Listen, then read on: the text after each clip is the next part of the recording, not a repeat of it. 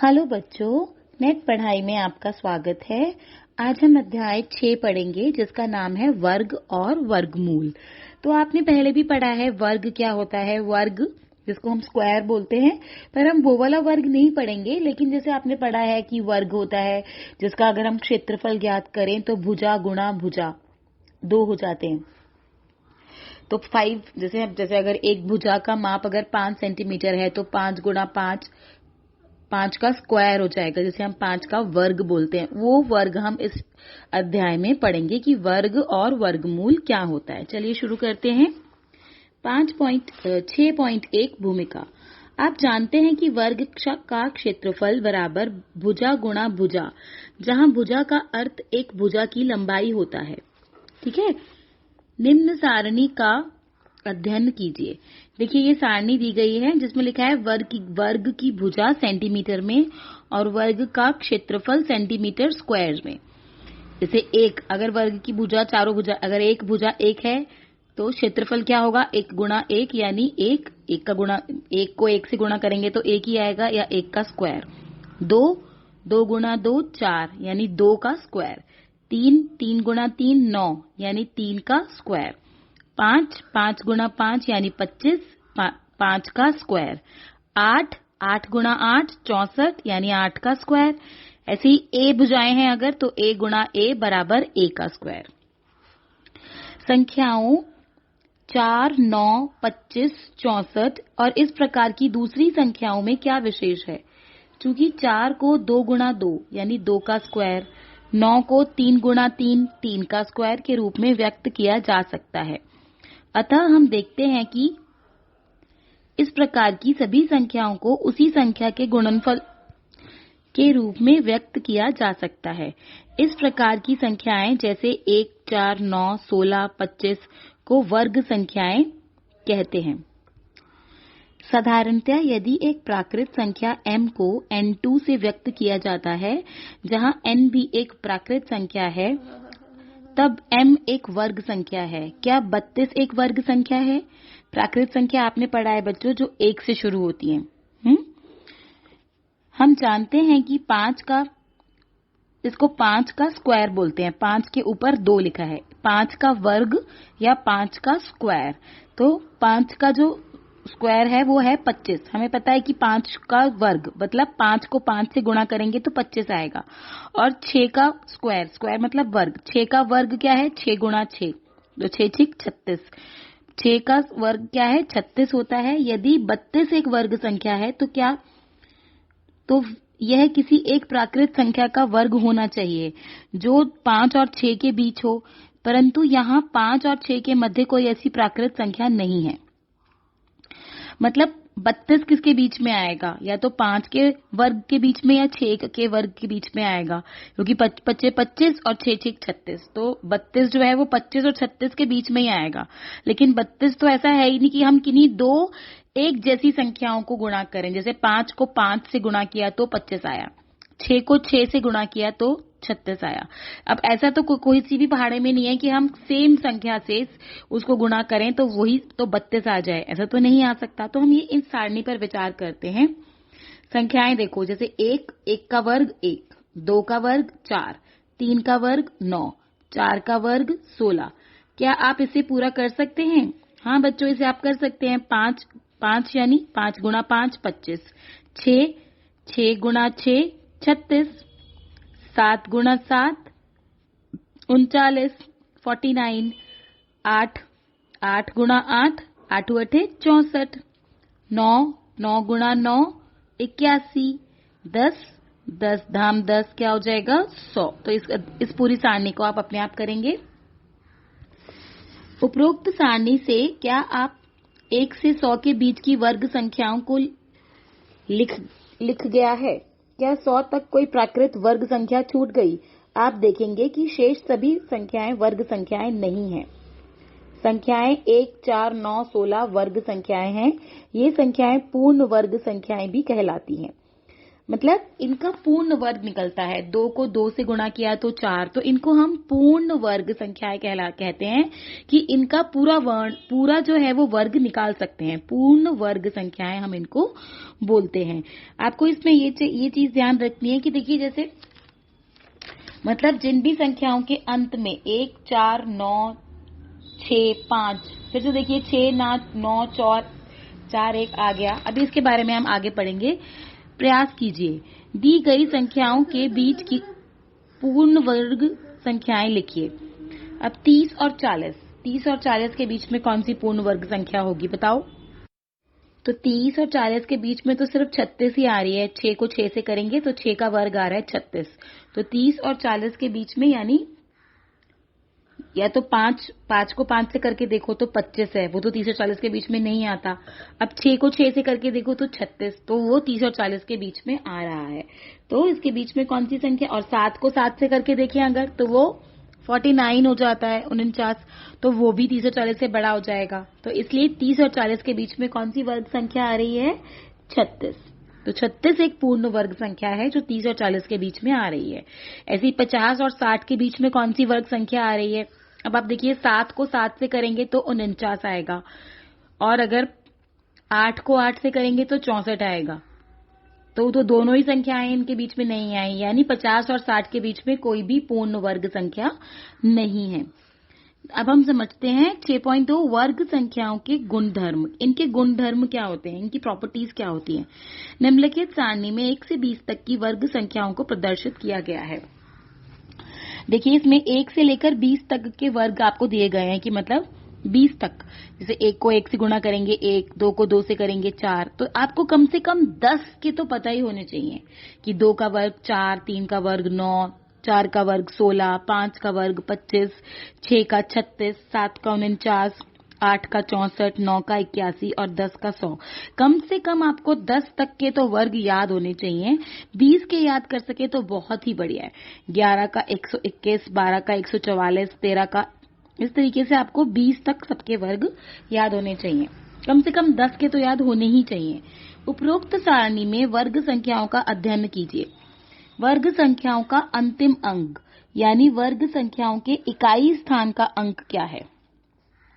वे सभी संख्याएं इकाई स्थान पर 0, 1, 4, 5, 6 या 9 पर समाप्त होती हैं। अगर आप ध्यान से देखें बच्चों, जैसे आप देखिए 4, जैसे 2 का वर्ग क्या है 4, उसके बाद क्या है 9, 16 में इकाई का अंक क्या है 6, 25 में इकाई का अंक क्या है 5, 36 में इकाई का अंक क्या है 6।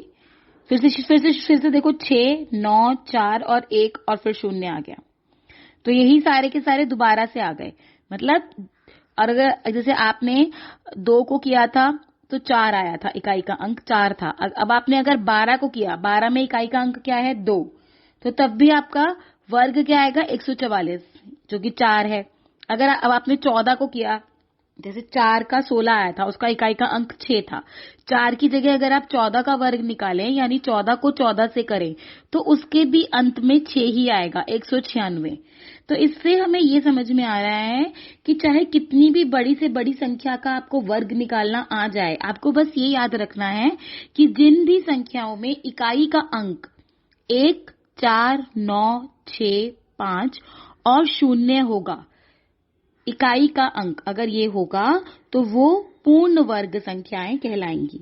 और जिनमें भी इनमें से किसी भी संख्या के इकाई स्थान पर 2, 3, 7 या 8 नहीं आता। ठीक है, मतलब अगर किसी भी कितनी भी बड़ी से बड़ी संख्या है, 4, 5, 6, 7, 8 या कुछ भी संख्या आ जाए आपको, जैसे 1, 2, 8, 9, 5, तो इसके अंत में 5 आ रहा है।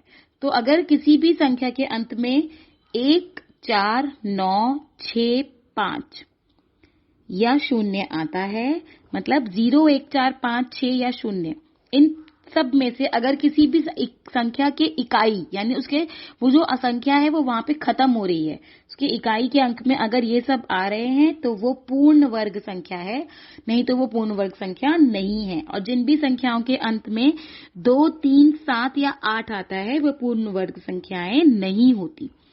तो क्या हम ये कह सकते हैं कि यदि एक संख्या 0, 1, 4, 5 6 या 9 पर समाप्त होती है तो वह एक वर्ग संख्या ही होगी। इस बारे में विचार कीजिए। हाँ, ये पूर्ण सत्य है, वो पूर्ण वर्ग संख्या होगी।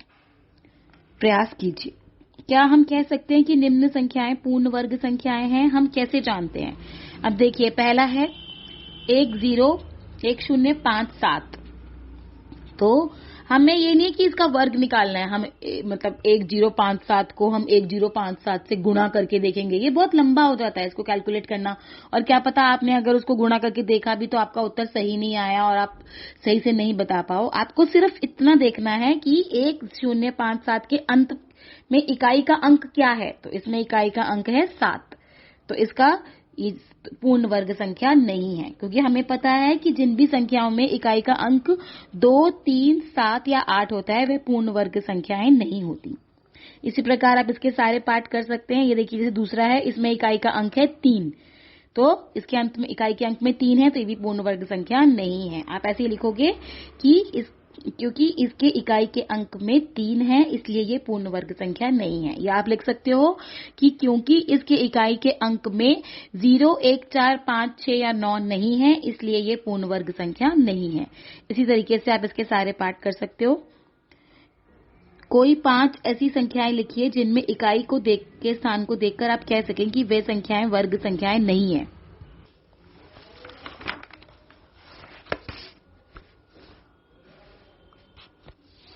जो ऊपर हमें सारणी दी गई है जिसमें हमें बताया है कि 20 का वर्ग है 400, 25, 30 का वर्ग है 900, 40 का वर्ग है 1600। तो जहां पर 1 शून्य है वहां पर 2 शून्य हो गए। ये समझ में आया आपको? और जैसे आपने जो उसके ऊपर समझाया उसमें भी यही है कि जहां पर 1 शून्य है वहां 2 हो जाएंगे, जहां 2 शून्य है वहां 4 हो जाएंगे। इसी तरीके से मतलब 2-2 शून्य बढ़ते जाते हैं, लेकिन जिसके भी अंत में अगर 1 शून्य है तो वो 2 हो गए, तो उसका तो हम वर्ग निकाल सकते हैं। लेकिन अगर 3 शून्य है तो उसका हम वर्ग नहीं निकाल सकते, वो पूर्ण वर्ग संख्या नहीं कहलाएगी। या तो 2 शून्य हो या 4 शून्य हो या 6 शून्य हो, वो पूर्ण वर्ग संख्या कही जाएगी। ठीक है, प्रयास कीजिए। निम्नलिखित में से किन संख्याओं के वर्ग विषम संख्या और सम संख्या होंगे? क्यों? तो आपको पता है सम संख्या क्या होती है, विषम संख्या क्या होती है। सम संख्या जैसे 2, 4, 6, 8, 0 ये सब सम संख्या है। और विषम होती है 1, 3, 7, 5, 9, ये सब विषम संख्या है। तो जिस भी संख्या के अंत में इकाई का अंक अगर सम संख्या है तो उसका वर्ग भी सम संख्या ही होगा। और जिस भी संख्या के अंत में जो भी इकाई का अंक है वो अगर विषम संख्या है तो उसका जो वर्ग होगा वो भी विषम संख्या होगा। देखो जैसे 7, 2, 7, तो 7 क्या है? विषम संख्या है, तो इसका वर्ग भी विषम संख्या ही होगा। 1, 5, 8, 8 क्या है? सम संख्या, तो 1, 5, 8 का वर्ग क्या होगा? सम संख्या। इस तरीके से आप ये दोनों करेंगे। 9 क्या है? 2, 6, 9, तो 9 एक विषम संख्या है तो इसका वर्ग भी विषम संख्या होगा। निम्नलिखित संख्याओं के वर्ग में शून्यों की संख्या क्या होगी? 1 शून्य है 60 में तो कितने हो जाएंगे? 2 शून्य हो जाएंगे। 400 में 2 शून्य है तो 4 शून्य हो जाएंगे। यानी इसका वर्ग होगा 600 और इसका वर्ग होगा 40,000, 4 जीरो हो जाएंगे। चलिए आगे बढ़ते हैं। कुछ और रोचक प्रतिरूप। त्रिकोणीय संख्याओं के जोड़। क्या आपको त्रिकोणीय संख्याएं जिनके बिंदु प्रतिरूप त्रिभुजों के रूप में व्यवस्थित किए जा सकते हैं याद है? ये देखिए उन्होंने जैसे त्रिकोण टाइप बना दिया है, जैसे इसमें 1, इसमें 3, इसमें जैसे ऐसे नीचे, मतलब ये त्रिभुज टाइप बनाए जा रहे हैं, त्रिभुज के जैसा बना रहे हैं। ऐसे ये 10 बना दिए इन्होंने, ऐसे 15। तो यदि हम दो क्रमागत भुजाओं का आपस में जोड़ते हैं तब हम एक वर्ग संख्या प्राप्त करते हैं। जैसे देखो हमने 1 और 3 को जोड़ा तो क्या आया? 4, जो कि 2 का वर्ग है। ऐसे ही हमने 3 और 6 को जोड़ा, अगर हम ऐसे एक एक करके इसे 1, 2 को जोड़ो तो 4 आया, 2 और 3 को जोड़ो तो 6 और 3 9, तो ये 3 का वर्ग है। ऐसे ही हम 6 और 10 को जोड़े 16, तो ये कितना है? ये 4 का वर्ग है। तो इस तरीके से इन्होंने इसको किया है कि अगर हम क्रमागत त्रिभुजीय संख्याओं को आपस में जोड़ते हैं तो हम एक वर्ग संख्या प्राप्त करते हैं। वर्ग संख्याओं के बीच की संख्याएं। अब आप देखेंगे कि क्या हम दो क्रमागत वर्ग संख्याओं के बीच कुछ रुचिकर प्रतिरूप प्राप्त कर सकते हैं। जैसे देखिए इसके अंदर ब्रैकेट बना के लिखा हुआ है, दो वर्ग संख्याओं, एक का वर्ग क्या होता है 1 और 2 का वर्ग क्या होता है 4 के बीच कितनी संख्याएं आती हैं? के बीच दो संख्याएं होती हैं जो वर्ग संख्या नहीं होती। अब देखो, एक का वर्ग क्या है 1 और 2 का वर्ग क्या है 4, उसके बीच में कितनी संख्याएं हैं 2 और 3, यानी दो संख्याएं। ठीक है, ऐसे ही दो वर्ग संख्याएं यानी 2 का वर्ग 4 और 3 का वर्ग 9 के बीच 4 संख्याएं हैं जो वर्ग संख्या नहीं होती, यानी कौन कौन सी हैं? 5, 6, 7, 8, ये 4 संख्याएं हैं जो कि वर्ग संख्या। ऐसे ही दो वर्ग संख्याओं, 3 का वर्ग यानी कि 9 और 4 का वर्ग यानी कि 16 के बीच 6 संख्याएं होती हैं जो वर्ग संख्याएं नहीं होती, यानी 10, 11, 12, 13, 14, 15, 16। 16 तो है, मतलब 15, तो ये 6 हो गई। ऐसे ही दो वर्ग संख्याओं, 4 का वर्ग और 25 का वर्ग, 5 का वर्ग 25 के बीच में 8 संख्याएं होती हैं जो वर्ग संख्याएं नहीं है। 17, 18, 19, 20, 21, 22, 23, 24, तो ये 8 संख्याएं हैं। तो इससे हमें क्या एक प्रतिरूप क्या समझ में आ रहा है कि अगर 1 का वर्ग और 2 का वर्ग, 1 का वर्ग है 1, 2 का वर्ग है 4, के बीच में 2 अर्थात 2 गुणा 1 संख्याएं यानी 2 और 3 जो वर्ग संख्याएं नहीं होती। ऐसे ही 2 का वर्ग 4 और 3 का वर्ग 9 के बीच में 4 वर्ग संख्याएं हैं, यानी 2 गुणा 2, 5, 6, 7, 8। अब 3 के वर्ग में कितनी होंगी, यानी 3 के ऊपर क्या लिखा है 2, इसका वर्ग तो यानी 2 3 6, 6 होंगी। इस टाइप से करते हैं। 3 का वर्ग है 9, 4 का वर्ग है 16, तो 3 का वर्ग 4 का वर्ग माइनस 3 का वर्ग कितना आया, 16 माइनस 9, 7। तो के बीच में 6 संख्याएं 10, 11, 12, 13, 14, 15 जो वर्ग संख्याएं नहीं है, उनकी संख्या दोनों वर्गों के अंतर से 1 कम है। हमारे पास 4 का वर्ग क्या है 16 और 5 का वर्ग 25, अतः 5 का वर्ग 25 माइनस 16 कितना हुआ 9। यहाँ 16 का वर्ग, यहाँ 16 यानी 4 का वर्ग और 25 5 के वर्ग के बीच 8 संख्याएं हैं 17, 18 से लेकर 24 तक जो वर्ग संख्याएं नहीं होती, उनकी संख्या दो वर्गों के अंतर से 1 कम होती है। ऐसे ही 7 का वर्ग और 6 का वर्ग को देखिए, तो क्या तुम कह सकते हो कि 7 का वर्ग और 6 के वर्ग के बीच में कितनी संख्याएं होंगी? आप बता सकते हो? बताओ। जैसे 36 और 49, तो उसको उसमें से माइनस करके बताओ कि कितनी संख्याएं होंगी। तो उसके बीच में 12 संख्याएं होंगी। यदि हम प्राकृत संख्याएं जो कि 1 से शुरू होती हैं n और n+1 लेते हैं, तब n+1 का स्क्वायर का वर्ग माइनस n का स्क्वायर क्या होता है, n square plus 2n+1 minus n square, मतलब a का स्क्वायर माइनस b का स्क्वायर अगर हम करते हैं तो वो क्या आता है, उसका फॉर्मूला क्या होता है आपको याद है, a square plus 2ab plus minus b square, या 2n+1, मतलब n स्क्वायर से n स्क्वायर कट जाएगा तो उसका फॉर्मूला क्या होता है 2n+1। हम n का वर्ग और n+1 का वर्ग के बीच 2n संख्याएं पाते हैं, तो जो दो वर्ग संख्याओं के अंतर से 1 कम होती है। व्यापक रूप से हम कह सकते हैं कि दो वर्ग संख्याएं n और n+1 के बीच में 2n संख्याएं होती हैं जो वर्ग संख्याएं नहीं होती। जांच के लिए n5 और n6 इत्यादि लें और उन्हें सत्यापित कीजिए। तो इसे आप कैसे कर सकते हैं बच्चों? तो 5 और 6 के वर्ग में कितनी संख्याएं होंगी, 2n। n क्या है 5, यानी कि 10, 2 पंजे 10। ऐसे ही प्रयास कीजिए, 9 का वर्ग और 10 के वर्ग के बीच में कितनी प्राकृत संख्याएं होंगी।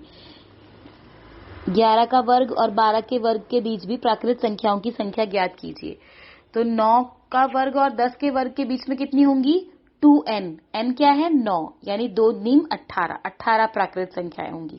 आपको पूरा लिख कर करने की जरूरत नहीं है कि कितनी होंगी, आप लिख के देखोगे कि 81 के बाद कितनी आएंगी, इतनी इतनी इतनी 100 तक आप लिखोगे। आपको सीधा देखना है कि छोटा वाला क्या है। छोटा है 9, 9 का वर्ग और 10 का वर्ग, यानी छोटा क्या है 9, 9 और 10 में से छोटा क्या है 9, तो आप 9 को 2 से गुणा कर देंगे, 2n यानी 18 होंगी। ऐसे 11 का वर्ग और 12 के वर्ग में, यानी 2n छोटा क्या है 11, 11 को 2 से गुणा कर दोगे यानी कि 22 प्राकृत संख्याएं होंगी। निम्नलिखित संख्याओं के युग्मों के बीच की संख्या ज्ञात कीजिए जो वर्ग संख्याएं नहीं है। तो इसमें भी आप कैसे करेंगे? 100 का वर्ग और 101 के वर्ग में कितनी संख्याएं हैं? आपको लिखकर नहीं देखना, आपको वही फॉर्मूला अप्लाई करना है 2n। कितनी है? 2n। 100 यानी 100 गुणा 2 यानी 200। 90 का वर्ग और 91 का वर्ग, तो 90 के वर्ग में और 91 के वर्ग में कितनी बीच में संख्याएं आएंगी? कितनी प्राकृत संख्याएं, कितनी वर्ग संख्याएं बीच में आएंगी? यानी 90 गुणा 2 आएंगी, यानी 180। ऐसे ही 1000 का वर्ग और 1001 के वर्ग में कितनी आएंगी? 2000। 1000 गुणा 2। इस तरीके से करेंगे। समझ में आया ना बच्चों? उम्मीद करती हूँ आपको समझ में आ रहा होगा। आगे बढ़ते हैं। विषम संख्याओं के जोड़। निम्न पर विचार कीजिए। एक विषम संख्या है। 1 + 3 पहली दो विषम संख्याओं का योग 4 जो कि 2 का वर्ग है। 1 + 3 + 5 पहली 3 विषम संख्याओं का योग 9 जो कि 3 का वर्ग है। ऐसे ही 1 + 3 + 5 + 7 पहली 5 विषम संख्याओं का योग, वो जो क्या है? 16 यानी जो कि 4 का वर्ग है। ऐसे ही 1 + 3 + 5 + 7 + 9 जो कि पहली 7 विषम संख्याओं का योग है, 25 5 का वर्ग है। ऐसे ही 1 + 3 + 5 + 7 + 9 + 11 तो 36 यानी जो कि 6 का वर्ग है। तो हम कह सकते हैं कि पहली n विषम संख्याओं का योग n² है। मतलब अगर हम जैसे जैसे हम विषम संख्याओं को जोड़ते जाते हैं वैसे वैसे हम एक वर्ग संख्या प्राप्त करते हैं। 1 में हमने 3 जोड़ा तो 4 आया। 1 में 3 और 5 दोनों जोड़ा तो 9 आया जो कि 3 का वर्ग है। 1 3 5 में 7 जोड़ा तो 16 आया जो कि 4 का वर्ग है। तो हम विषम संख्याओं को जोड़ते जाएं तो हम एक एक वर्ग प्राप्त करते जाएंगे। इससे हमें ये समझ में आ रहा है। इसे अलग ढंग से देखते हुए हम कह सकते हैं कि यदि एक संख्या वर्ग संख्या है तो वह 1 से प्रारंभ होने वाली क्रमगत विषम संख्याओं का योग है। अब इन संख्याओं पर विचार कीजिए जो पूर्ण वर्ग संख्याएं नहीं हैं, जैसे 2 3 5 6। क्या आप इन संख्याओं को 1 से प्रारंभ कर सभी क्रमगत प्राकृत संख्याओं के योग के रूप में व्यक्त कर सकते हैं? आप पाएंगे कि इन संख्याओं को इस प्रकार नहीं लिखा जा सकता है। संख्या 25 को लीजिए और इनमें से 1 3 5 7 को क्रम में घटाएं। अब देखिए, इसको हम जैसे हमने 25 ली, 25 में से पहले 1 घटाया 24, फिर 3, मतलब हम 25 में से विषम संख्याएं घटाएंगे। पहले 1, फिर 3, फिर 5, फिर 7, फिर 9, तब तक घटाएंगे जब तक 0 नहीं आ जाता। पहले 1 घटाया, 25 में से 1 गया 24, 24 में से 3 घटाए दूसरी विषम संख्या, फिर 21 में से 5 घटाए तीसरी विषम संख्या 16, 16 में से 7 घटाए 9, फिर 9 में से 9 घटाए 0। तो अर्थात यहाँ पर हमने 25 में से कितनी बार घटाया? 1 3 5 7 9। तो अतः 25 एक, जब अगर हमें अंत में 0 प्राप्त हुआ, अंत में हमें 0 प्राप्त हुआ, अगर हमें 0 मिल जाता है अंत में, तो इसका मतलब है कि 25 एक पूर्ण वर्ग संख्या है। ऐसे आप कितनी भी बड़ी से बड़ी संख्या लेकर कर सकते हो। अब एक अन्य संख्या 38 को लीजिए और पुनः उपरोक्त जैसा ही कीजिए। 38 में से पहले 1 माइनस करो, जो आया उसमें से 3, फिर जो आया 34, फिर 34 में से 5, फिर 29 में से 7, फिर 22 में से 9, इस तरीके से माइनस करते करते जाओ। 13 में से फिर 11, ठीक है।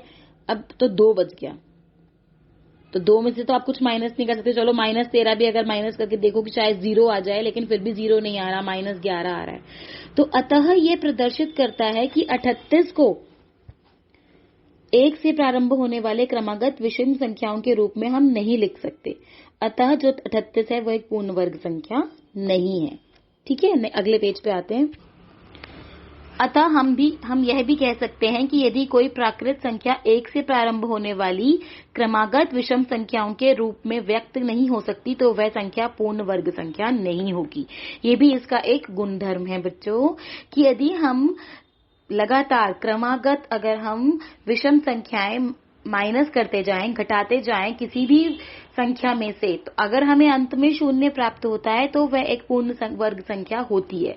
ठीक है, लेकिन अगर हमें नहीं मिलता, 0 नहीं मिलता, तो वह एक पूर्ण वर्ग संख्या नहीं है। एक संख्या पूर्ण है या नहीं ये जानने के लिए इस परिणाम का उपयोग भी हम कर सकते हैं। प्रयास कीजिए। निम्नलिखित संख्याओं में प्रत्येक पूर्ण वर्ग संख्याएं हैं या नहीं। अब आप कैसे करेंगे? जैसे 121, तो 121 में से पहले आप 1 माइनस करेंगे, ठीक है, 120 आया, उसमें से आप 3 माइनस करेंगे, फिर 117 आया, उसमें से 5 माइनस करेंगे। इस तरीके से आप माइनस करते जाएंगे, पहले 1, फिर 3, फिर 5, 7, 9, 11, 13, इस तरीके से आप माइनस करते जाएंगे और अंत में माइनस करते करते आपके पास आ जाएगा 21 माइनस 21 शून्य। तो हमारा अंत में आ गया शून्य। तो इसका अर्थ है कि 121 क्या है, एक पूर्ण वर्ग संख्या है, क्योंकि वो क्रमागत, अगर हम क्रमागत विषम संख्याओं को जोड़ें तो हमें 121 मिलता है। यानी 1 जमा 3 जमा 5 जमा 7 जमा 9 जमा 11 जमा 13 जमा 15, 13 जमा 15 जमा 17 जमा 19 जमा 21।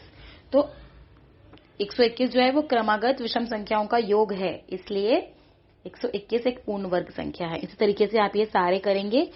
क्रमागत प्राकृत संख्याओं का योग। अब देखिए, इन निम्न पर विचार कीजिए। देखिए, जैसे 3 का वर्ग है 9, और 9 में से 9 क्या होता है, 4 प्लस 5। तो पहली संख्या कैसे आई, 3 का वर्ग माइनस 1/2, और दूसरी संख्या कैसे आई, 3 का वर्ग प्लस 1/2। मतलब 9 में से 1 गया 8, 8 में से 2, 8, 2 के पहाड़े में 8 आता है 4, तो 4, और इसमें से मतलब n² माइनस 1/2 और n² प्लस 1/2। ओह, किसी भी विषम संख्या के वर्ग को दो क्रमागत धनात्मक पूर्णांकों के योग के रूप में भी व्यक्त कर सकते हैं। मतलब एक तो हमने ऊपर किया कि विषम संख्याओं, क्रमागत विषम संख्याओं को हम घटाते जाएं तो भी वो पूर्ण संख्या होती है, अगर वो विषम संख्याओं का क्रमागत युग्म है, योग करके आता है। तो ये है कि अगर हम किसी भी विषम संख्याओं के वर्ग को दो क्रमागत धनात्मक पूर्णांकों के रूप में भी व्यक्त कर सकते हैं। जैसे 5 का वर्ग है 25, 12 प्लस 13, कैसे 12 प्लस 13, जो कि 4 का वर्ग माइनस 1/2, इस तरीके से करा इन्होंने। ऐसे 7 का वर्ग 39, 24 प्लस 25, इस तरीके से इन्होंने किया है। 9 का वर्ग 21, 81, 40 प्लस 41, 11 का वर्ग 121, 60 प्लस 61, 15 का वर्ग 225, 112 प्लस 113। चलिए हम ये प्रयास करते हैं। निम्नलिखित संख्याओं को दो क्रमागत पूर्णांकों के योग में के रूप में लिखिए। तो आप कैसे लिखेंगे कि जैसे 21 का पूछा है आपसे, 21 का वर्ग पूछा है, तो 21 का वर्ग नहीं निकालना आपको, 21 को 21 से गुणा नहीं करना, आपको क्रमागत पूर्णांकों के योग के रूप में लिखना है। पिछले वाले कुछ प्रश्न में प्रयास कीजिए, में आपको प्रश्न पढ़ना है, उसमें पूर्ण वर्ग संख्याएं हैं या नहीं ये बताना था। इसमें क्या बताना है, दो क्रमागत पूर्णांकों के योग में। तो इसके लिए आप कौन सा फॉर्मूला लगाओगे, n² माइनस n/2 और n² माइनस n² प्लस 1/2, ये वाला फॉर्मूला लगाओगे आप। तो यानी n क्या है, 21, यानी 21 का वर्ग माइनस 1/2 जो कि आएगा 220, और ऐसे ही 21 का वर्ग जमा 1/2 जो कि आएगा 221। ऐसे ही आप सारे करोगे। 13 का वर्ग, तो यानी 13 का वर्ग माइनस 1/2 यानी 84, और 13 का वर्ग जमा 1/2 यानी 85। तो इसके दो वर्ग संख्याएं आ जाएंगी 84 और 85। ये क्रमागत मतलब आगे पीछे वाली जो होती हैं। क्या आप विचार कर सकते हैं इसका विलोम सत्य है, अर्थात क्या दो क्रमागत धनात्मक पूर्णांकों का योग एक पूर्ण वर्ग होता है? इसके उत्तर के पक्ष में अपना एक उदाहरण भी दीजिए। दो क्रमागत धनात्मक पूर्णांकों का योग जो है बच्चों, वो कभी भी मतलब जरूरी नहीं है कि वो एक पूर्ण वर्ग ही आए। जैसे हम 3 प्लस 4, 3 और 4 को अगर हम योग करें, जमा करें तो 7 आता है, या हम 11 और 12 को जमा करें तो 23 आता है। तो यहाँ 3 और 4, 11, 12 क्रमागत धनात्मक पूर्णांक हैं, परंतु इनका जो योग आ रहा है 7 और 23, ये तो पूर्ण वर्ग संख्याएं नहीं है। तो ऐसा नहीं हो सकता कि हम किसी भी दो संख्याओं को अगर हम जोड़ें तो वो एक पूर्ण वर्ग संख्या ही आए। चलिए आगे बढ़ते हैं। दो क्रमागत सम या विषम प्राकृत संख्याओं का गुणनफल। जैसे हम दो सम संख्याओं को क्रमागत जैसे इन्होंने करके बताया, तो वो उससे हमें क्या समझ में आता है। जैसे हम 11 को 13 से करें गुणा, तो वो आता है 143। 143 क्या है, 12 का वर्ग क्या होता है, 144 माइनस 1। ठीक है, इस प्रकार 11 इंटू 13 क्या हो जाएगा, a² माइनस b², यानी a minus b a plus b। इस तरीके से किया है इन्होंने। अतः 11 को अगर हम 13 से गुणा करते हैं तो 12 माइनस 1 12 प्लस 1 यानी 12 का वर्ग माइनस 1। ऐसे ही 13 को 15 से करें तो क्या होगा, इनके बीच का जो है 14 माइनस 1 14 प्लस 1 यानी 14 का वर्ग माइनस 1। 29 को 31 से करें, आपको इसमें से बीच वाली संख्या लेनी है। 29 को 31 से करें, 29 से 31 के बीच में क्या है 30 यानी 30 माइनस 1 30 प्लस 1 यानी 30 का वर्ग माइनस 1। 44 को 46 से यानी 45 माइनस 1 45 प्लस 1 यानी 45 का वर्ग minus 1। A square minus b square का फॉर्मूला लग रहा है इसमें, अतः हम कह सकते हैं कि a प्लस 1 a माइनस 1 क्या होता है a square minus 1। A square मतलब a square minus b square का फॉर्मूला क्या होता है a प्लस 1 a माइनस 1। वर्ग संख्याओं के कुछ और प्रतिरूप। अब देखो संख्याओं के वर्ग, ये भी इसका एक गुणधर्म है। संख्याओं के वर्गों का अवलोकन कीजिए, जैसे 1 11 111 इत्यादि। ये एक मनोरंजक प्रतिरूप देते हैं। जैसे 1 का वर्ग क्या है 1, 11 का वर्ग क्या है 1 2 1 यानी ये 1 और 1 11 2 हो गए ना, तो 1 और 1 के बीच में 2 लगा दो। 1 1 1, अब 1 1 1 का वर्ग क्या होगा, ये 3 हो गए। ये 3 1 है, 1 2 3 3 1 है यानी 1 2 3 और फिर उल्टी गिनती 2 1। अब 1 2 3 4, ये 4 बार 1 लिखा है, तो कैसे लिखेंगे हम 1 2 3 4 और फिर उल्टी गिनती 3 2 1। मेरा मतलब ये है कि हमें इसको करके नहीं देखना है, ये बहुत ही सिंपल सा तरीका है। जितनी बार 1 आ रहा है, 1 का वर्ग 1 और 1 और 1 2 1 है यानी 11 है, तो उसका क्या होगा 1 बीच में 2 1। अब इसी में 3 1 हो गए, तो 1 2 3 2 1। आपको बस गिनना है कि कितने 1 हैं। अब इसमें 4 1 है यानी 1 2 3 4 और फिर उल्टी गिनती 3 2 1। इसमें 5 1 है तो 5 तक जाओगे आप, 1 2 3 4 5 और फिर उल्टा 4 3 2 1। अब इसमें कितने 1 हैं 7 1 हैं, तो यानी आप लिखोगे, आपको कुछ करना नहीं है, सिर्फ गिनना है कितने 1 हैं। इसमें कितनी बार 1 लिखा है, तो इसमें 1 है लिखा है 7 बार, तो आप बिना कुछ करे सीधा लिख दोगे 1 2 3 4 5 6 7 और फिर उसकी उल्टी गिनती 6 5 4 3 2 1। इस तरीके से करना है आपको। समझ में आया। अन्य सुंदर प्रतिरूप, जैसे आपने 7 का वर्ग किया तो आया 39, आपने 67 का वर्ग किया तो आया 39 और उसके बीच में 48। आपने 667 का वर्ग किया तो मतलब आपको इस तरीके से लिखना है, जैसे आपने 4 और 9 लिख दिया, उसके बीच में 4 और 9 और उसके बीच में 48, फिर 4 9 48 और उसके बीच में 48। इसी तरीके से जैसे जैसे वो बढ़ रहा है वैसे वैसे आपके अंदर बढ़ते जाएंगे।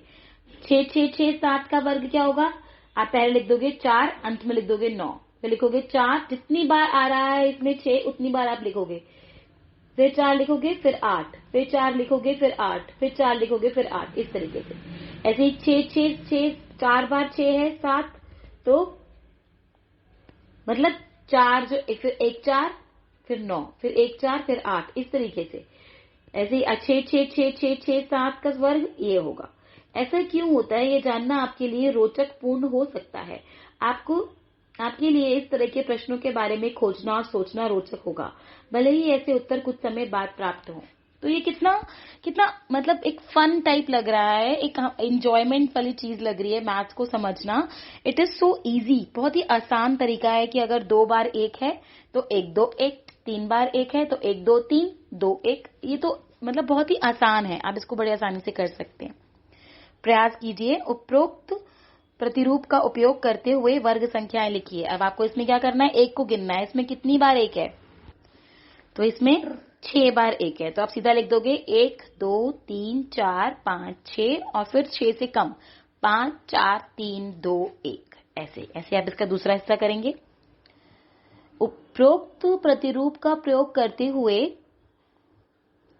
निम्नलिखित संख्याओं का वर्ग ज्ञात कीजिए। अब इसमें भी कैसे करना है, वही जैसे आपने ऊपर देखा।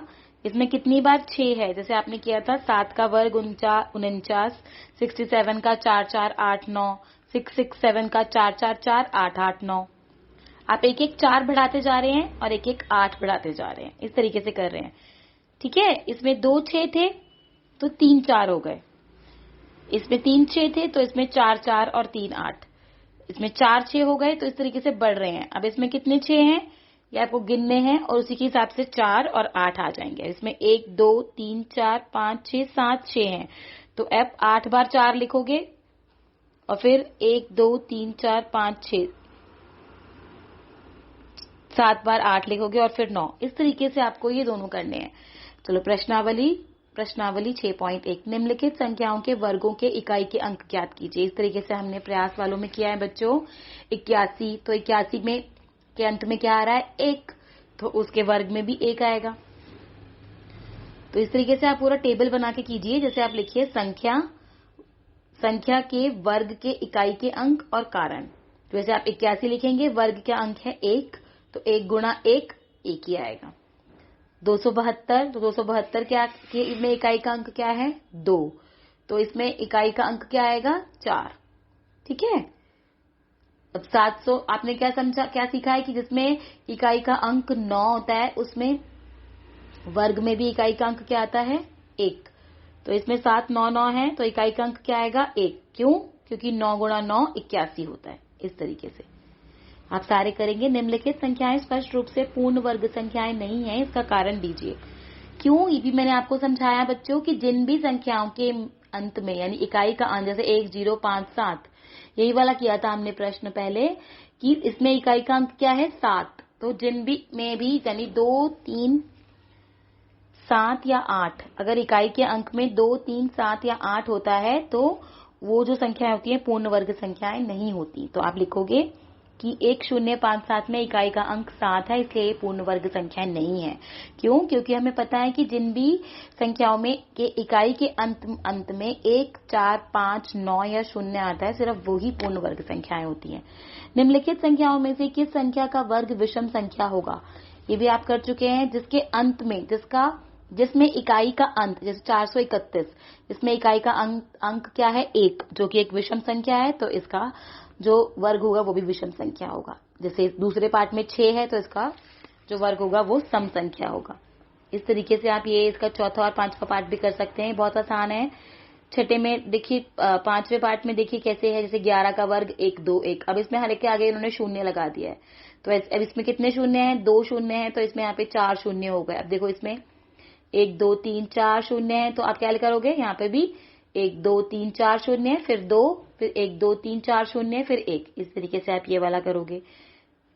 ये पांचवा भी ऐसे ही है, ये भी आप अपने आप कर सकते हैं। छठा देखो बच्चों, देखो इन्होंने करके बताया है, प्रतिफल प्राप्त कीजिए। तीसरी संख्या पहली और दूसरी से संबंधित है, कैसे? और जो चौथी संख्या है वो तीसरी संख्या से संबंधित है। देखो 1 का वर्ग प्लस 2 का वर्ग प्लस 2 का वर्ग 3 का वर्ग। कैसे किया इन्होंने 1 को 2 से गुणा किया, तो क्या आया 2। 2 में इन्होंने 1 जमा कर दिया, तो वो आ गया 3। ऐसे इन्होंने आगे किया, देखो 2 का वर्ग जमा यानी 2 जमा 1 3।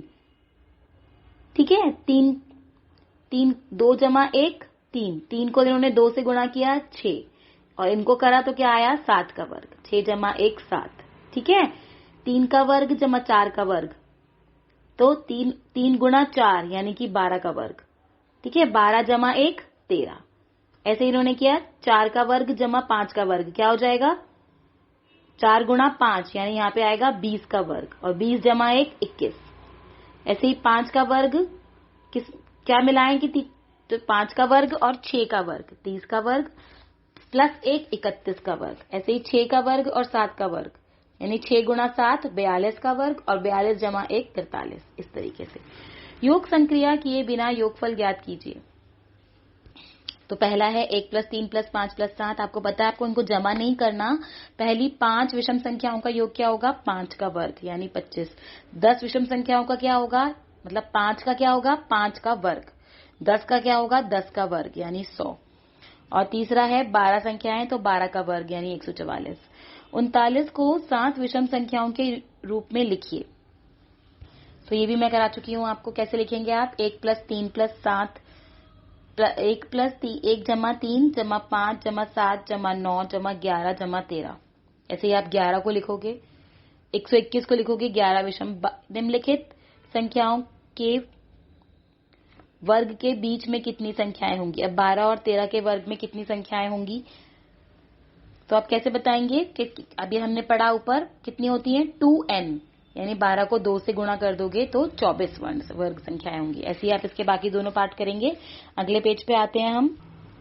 संख्याओं का वर्ग ज्ञात करना। छोटी संख्याएं जैसे 3, 4, 5, 6, 7 इत्यादि का वर्ग ज्ञात करना आसान है, लेकिन क्या हम 23 का वर्ग इतनी शीघ्रता से प्राप्त कर सकते हैं? अब आपको पता है 3 का वर्ग 9 है, 4 का वर्ग 16 है, 5 का वर्ग 25 है, लेकिन अगर संख्याएं बड़ी हो जाएं तो उनका वर्ग ज्ञात करना थोड़ा मुश्किल हो जाता है। उसको आपको करना पड़ेगा, कैलकुलेट करना पड़ेगा, कितना आया, आपस में गुणा करके देखना पड़ेगा। जैसे 23 का वर्ग, तो 23 को 23 से गुणा करना पड़ेगा। इसका उत्तर इतना सरल नहीं है। हमें 23 को 23 से गुणा करने की आवश्यकता होगी। इसे प्राप्त करने का एक तरीका है जो 23 गुणा 23 को बिना गुणा किए ही प्राप्त होता है। कैसे? हम जानते हैं कि 23 क्या है, 20 जमा 3। ठीक है, 23 को हम कैसे लिख सकते हैं, 20 जमा 3। तो 23 का वर्ग क्या होगा, यानी 20 जमा 3 का 20 जमा 3 का वर्ग, यानी a प्लस बी का होल स्क्वायर क्या होता है, a plus b, a minus b भी लिख सकते हो आप। 20 जमा 3 जमा 3 20 जमा 3, यानी a प्लस बी का जो होल स्क्वायर होता है उसका फॉर्मूला क्या होता है बच्चों, आपने पिछले क्लासेस में भी पढ़ा है, a स्क्वायर जमा b स्क्वायर जमा 2ab। आपने पढ़ा है ना इसका फॉर्मूला। तो यह आ जाएगा 20 का वर्ग जमा 20 गुणा 3 जमा 3 गुणा 20 जमा 3 का स्क्वायर। तो इसको सॉल्व करेंगे तो यह आ जाएगा 529। निम्न संख्याओं का वर्ग गुणा किए बिना ज्ञात कीजिए। अब देखिए 39 और 42, तो 39 को आप कैसे लिख सकते हैं, 30 जमा 9। 30 जमा 9 इन्होंने बहुत ही वास्ट तरीके से बताया है, जैसे 30 जमा 9 प्लस 9 30 जमा 9। इस तरीके से भी आप कर सकते हो, या आप सीधा फॉर्मूला पुट कर सकते हो कि ये क्या हो गया, a प्लस बी का होल स्क्वायर, यानी a स्क्वायर यानी 30 का स्क्वायर, ये देखो इन्होंने आगे यही लिखा है 30 का स्क्वायर 2ab। ठीक है, 30 गुणा 9 जमा 30 जमा 9 का स्क्वायर। ठीक है, इसको सॉल्व किया 1521। ऐसे ही 42 को हम लिख सकते हैं 40 जमा 2 का square, a plus b whole square, यानी a square plus b square plus 2ab। इसको इस तरीके से सॉल्व करेंगे। वर्ग के अन्य प्रतिरूप, निम्न प्रतिरूपों को देखिए। जैसे 25 का वर्ग है 625, तो 2 गुणा 3 सैकड़े प्लस 25। ये कैसे किया इन्होंने बच्चों, देखिए इसके अंदर देखिए, एक ऐसी संख्या लीजिए जिसके इकाई स्थान पर अंक 5 हो, अर्थात a5। जैसे a5 का वर्ग लेना है आपको, तो 10a प्लस 5 का वर्ग 10a प्लस 5 प्लस, जैसे आपको उन्होंने एक चीज ली है, जैसे 10a 5 का वर्ग लेना है आपको, तो 10a plus 5 plus 5 10a plus 5, यानी a square plus b square plus 2ab। तो ये आ गया 100 प्लस 1 प्लस 25, यानी ये एक फॉर्मूला मिल गया आपको, a प्लस 1 सैकड़ा प्लस 25। सैकड़ा मतलब 100, तो यानी a प्लस 1 सैकड़ा प्लस 25। तो उन्होंने 625 को कैसे लिखा है, 2 गुणा 3 सैकड़ा प्लस 25। ये 2 गुणा 3 कैसे आया, यानी a प्लस 1 सैकड़ा प्लस 25, यानी 25 में a क्या है, मतलब 25 में a क्या है, 2, यानी 2 प्लस 1, यानी कि 2 गुणा 3 प्लस सैकड़ा। ऐसे ही 35, तो 35 में a क्या है, 3 और 5, यानी 3 क्या है a और 5 b, तो 3 गुणा 4 सैकड़ा प्लस 25। इस तरीके से किया है हमने। 75 में पहला क्या है, 7, यानी 7 गुणा 8 सैकड़े प्लस 25। 125 में क्या है, 12, यानी 12 गुणा 13 सैकड़े प्लस 25। तो ऐसे ही क्या आप 95 का वर्ग ज्ञात कर सकते हैं, तो 95 का वर्ग क्या होगा, 9 गुणा 10 सैकड़े प्लस 25। इस तरीके से। ठीक है, निम्नलिखित प्रयास कीजिए, निम्नलिखित संख्याओं के वर्ग ज्ञात कीजिए जिनके इकाई का अंक 5 है। तो इन सभी में इकाई का अंक 5 है, तो 15 का कैसे ज्ञात करोगे, यानी 1 गुणा 2 सैकड़े प्लस 25। इस तरीके से, यानी 200 प्लस 25, यानी 225। इस तरीके से करोगे आप। पाइथागोरस त्रिक, अब हम समझते हैं पाइथागोरस त्रिक क्या होती है। निम्न को लीजिए, 3 का वर्ग प्लस 4 का वर्ग क्या होता है, 9 प्लस 16, यानी कि 25, जो कि 5 का वर्ग है। तो संख्या 3, 4, 5 के समूह को पाइथागोरस त्रिक कहा जाता है। 6, 8, 10 भी एक पाइथागोरस त्रिक है। इसी प्रकार 6 का वर्ग प्लस 8 का वर्ग क्या होता है, 36 प्लस 64 100, यानी कि जो कि 10 का वर्ग है। तो पाइथागोरस त्रिक क्या होता है बच्चों, पाइथागोरस त्रिक का मतलब है कि कौन सी ऐसी दो वर्ग संख्याएं हैं जिनको अगर हम जोड़ें तो तीसरी वर्ग संख्या हमें मिल जाए। जैसे हमने 3 का वर्ग किया और 4 का वर्ग किया और इन दोनों को जोड़ा तो 25 आ गया, जो कि 5 का वर्ग है। ऐसे हमने 6 का वर्ग किया और 8 का वर्ग किया, इन दोनों को जोड़ा तो क्या आ गया, 10 का वर्ग। तो ये तीनों संख्याएं जो होती हैं इनको हम पाइथागोरस त्रिक बोलते हैं। पुनः ध्यानपूर्वक देखें कि 5 का वर्ग और 12 का वर्ग यानी 25 प्लस 144 169 होता है, जो कि 13 का वर्ग है। इसी प्रकार संख्याएं 5, 12, 13 ऐसी ही दूसरी त्रिक है। क्या आप इस प्रकार के कुछ और त्रिक प्राप्त कर सकते हैं? किसी प्राकृत संख्या जिसमें m बड़ा है 1 से, मतलब शून्य या नेगेटिव नहीं होना चाहिए, हम पाते हैं कि 2m square plus m square minus 1 बराबर m square plus m plus 1 का होल स्क्वायर, यानी a square plus b square का फॉर्मूला है a plus b whole square. तो यानी जो 2m m स्क्वायर माइनस 1 और m स्क्वायर प्लस 1 पाइथागोरस त्रिक के रूप में है। इस रूप का उपयोग कुछ और पाइथागोरस त्रिक ज्ञात कीजिए। मतलब इसका हमारे पास एक फॉर्मूला होता है, क्योंकि हमें तो नहीं पता ना कि कौन से, अगर आपको एक ही टर्म दे दी जाए, एक जैसे आपको दे दिया जाए 3 का वर्ग और इसके दो और इसके पाइथागोरस त्रिक ज्ञात कीजिए, तो आप कैसे करेंगे? आपके पास एक फॉर्मूला है 2m m square minus 1 m square plus 1, ठीक है। जैसे आपको एक संख्या दे दी 6, तो इसमें m 6 नहीं है, 2m आपको आप 6 रखोगे। जैसे 2m बराबर 6, तो m आ जाएगा आपका 3, फिर आप m की जगह आप 3 रख दोगे, तो 3 का वर्ग माइनस 1 8, इस तरीके से आप, यानी 6, 8 और 10 ये पाइथागोरस त्रिक आएंगी। इस तरीके से हम उदाहरण करते हैं। एक पाइथागोरस त्रिक लिखिए जिसकी सबसे छोटी संख्या 8 है। तो हम क्या लिखेंगे? साधारण रूप 2m, हमें सबसे पहले तो इसका फॉर्मूला पता होना चाहिए, 2m m square minus 1 m square plus 1, ये हमें इसका फॉर्मूला पता होना चाहिए। पहले हम लेते हैं m स्क्वायर माइनस 1 बराबर 8, तो m स्क्वायर यानी 8 प्लस 1, इसमें m जो है वो 8 नहीं है, तो इसमें हम हमेशा ना 2m बराबर 8 ही लेंगे। देखिए m बराबर 3, तो ये तो 6 से छोटी आ गई संख्या, अतः 6, 8, 10 एक त्रिक है, परंतु 8 इसमें छोटी संख्या तो नहीं आई, इसमें तो छोटी संख्या 6 आ गई। तो हम हमेशा, आप इसको याद रखिएगा कि हमेशा इसमें m 8 नहीं है, हमेशा 2m बराबर हम 8 लेंगे। तो हम 2m बराबर 8 लेते हैं, तो m आ गया हमारा 4, 2 नीचे चला गया, कट गया, तो m स्क्वायर माइनस 1, m क्या आ गया हमारा 4, m स्क्वायर माइनस 1 यानी 4 का वर्ग 16 माइनस 1 15, और m स्क्वायर प्लस 1 यानी 16 प्लस 1 17। तो 8, 15 और 17 एक ऐसा त्रिक है जहां 8 सबसे छोटी संख्या है। उदाहरण 3, एक पाइथागोरस त्रिक ज्ञात कीजिए जिसमें एक संख्या 12 है। अब आपको एक संख्या 12 दे दी, तो सीधा आप 2m बराबर 12 रख दीजिए। देखिए इन्होंने कैसे किया। यदि हम लेते हैं m स्क्वायर माइनस 1 12, आपको इसमें घबराने का, आप सीधा 2m बराबर 12 ही लीजिए, दैट इज मोर, इसमें थोड़ा सा कंफ्यूजिंग है।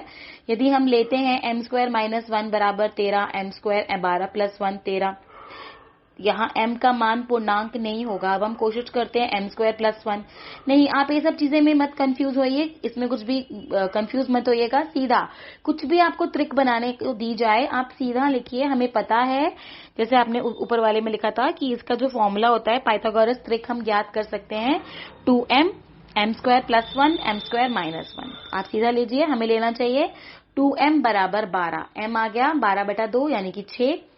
अब इसमें हम m स्क्वायर माइनस 1 निकालेंगे, यानी 36 माइनस 1 35, और m स्क्वायर प्लस 1 यानी 36 प्लस 1 37। तो 12, 35 और 36। इस रूप का उपयोग करते हुए सभी पाइथागोरस त्रिक प्राप्त नहीं की जा सकती। जैसे दूसरी त्रिक 5, 12, 17 में भी 12 एक सदस्य है, ठीक है। प्रश्नावली 6.2, निम्न संख्याओं का वर्ग ज्ञात कीजिए। अब इसका आपको वर्ग ज्ञात करना है, जैसे आपने ऊपर किया था इस वाले पेज में, जैसे 42 का किया था, ऐसे ही आप इसका करेंगे। तो आप कैसे लिखेंगे? 32 को पहला है 32 को आप लिखेंगे, यानी 32 का वर्ग बराबर 30 प्लस 2 का वर्ग, 30 प्लस 2 का होल स्क्वायर।